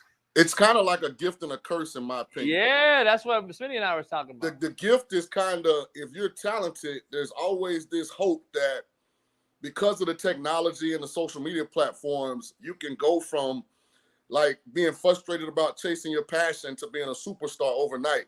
But it's also the curse because when you promote and make something that's really has no substance to it, big enough to be on stage with a superstar, it encourages other young women to try and go viral when the camera's on. Right. And kind of, because if the stories are true, this chick lost her job and all kind of stuff, you know, based on this. I know she ended up on stage. Who was the artist? Some Brian. Not Luke Bryan, though. Luke Bryan. Bryan. Oh, no, Zach Bryan. I don't know. Yeah. But she also lost a job. But think how many young girls. I heard that was cap. I heard that. Yeah, I heard it was fake news. Okay. Well, but regardless, though, your point is still valid, though, Shaun. Like it is, like people see that and like, okay, let me go do some wild stuff, and you'll see people do all type of stuff. You don't have kids, Jasmine. I look at it from a dad standpoint, man. If one of my girls was on some damn camera with a stranger or somebody they knew talking about hot 12, man, come on, we got a real problem in the King household. Yeah, no, I hear you for sure. It's a tough dilemma, but hey, Shaun, I saw a video last night. I saw a video yesterday, Smitty, of a parent taking a kid, put it on their lap, and was beating that ass. And I retweeted it. I go, now that is fucking grooming done the right way. That's how you groom a kid. You groom that motherfucker. I bet you that kid remembers that ass whooping. Shaun and I remember our ass whoopings with that switch. I'm telling you, we remembered it. And that's why we're agreeing to it. Nowadays, they're saying that Hawk Tua's, this is the parent of Hawk Tua. Oh, sweetie, good job. That was funny. Nah, motherfucker, my mom would have beat your ass. Shit. Why did you say Shaun and I remember the ass whoopings? I'm just curious. Because we're older. We remember we used to get our ass whooping in public. I guarantee you. Are you assuming that Big Smitty didn't get his ass whooped? Nah, but I'm just saying we're both the same age. I was making sure. Because I definitely got my ass whooped. I know you did. You had both parents. We already discussed it. But I already knew you did. I'm just saying Shaun and I are both the same age. We used to get our ass whooped in public with no regard. And people just kept walking by like nothing because that's what was supposed to happen if you got out of line. Shit. Yeah, I'm a noob, but I swear I played since I was about 6 or 7. I used to get my ass whooped. Man, I'm just telling you right now. Because I was always a smart kid. So, like, I was the kid that got finished with the work before everybody else. Yeah. I had like borderline ADD, so I get bored and like I get into mischief. I stayed in trouble. Man, man. Hey, Shaun, I appreciate you, my guy. We'll be in the studio. We'll see you tomorrow. All right, bet. Steve Kim and Shaun will come on tomorrow. We're 10 minutes over. Let's end it. We always over. We supposed to end at 9 o'clock. I tell you that every single show I say, JB, you end at 9. When it gets to 8:50, you start to go to your last segment. You always add a segment at 8:58. It never fails. 8:58. Some comes in. Oh yeah, well, one more thing. So Biden, no, ain't no one more thing. The show ends at 9. It's over at 9. We got after no hours. one more thing. We got after hours. I don't get paid for overtime. We get after. Well, we're trying to get you there. That's why. I don't get paid for overtime. That's why we gotta do more content. All right. So anyway, we'll be back tomorrow from the studio. Tomorrow and Wednesday, and on the Realest Show on Planet Earth. We're in the works on getting these big time studio cameras that can zoom right on our face, and we're working on that. So by the time season comes around, it's gonna be fire. So don't trip. Pound that like, subscribe, become a member. We'll see you tomorrow in about 21 hours and 9 minutes because we went over. So Smitty's gonna take that into consideration. We'll see you tomorrow. Thanks for Shaun King. Thanks for everybody to join and the Realest Show on Planet Earth. Pound that like, subscribe, become a member today, and share this and tell everybody that they're missing out because this is the Realest Show on Planet Earth. Win on me, win on 3. 1, 2, 3. Issues get pressed so fast, you don't get sacked like bags and baggage. Smitty and Jason Brown, kill the ass around.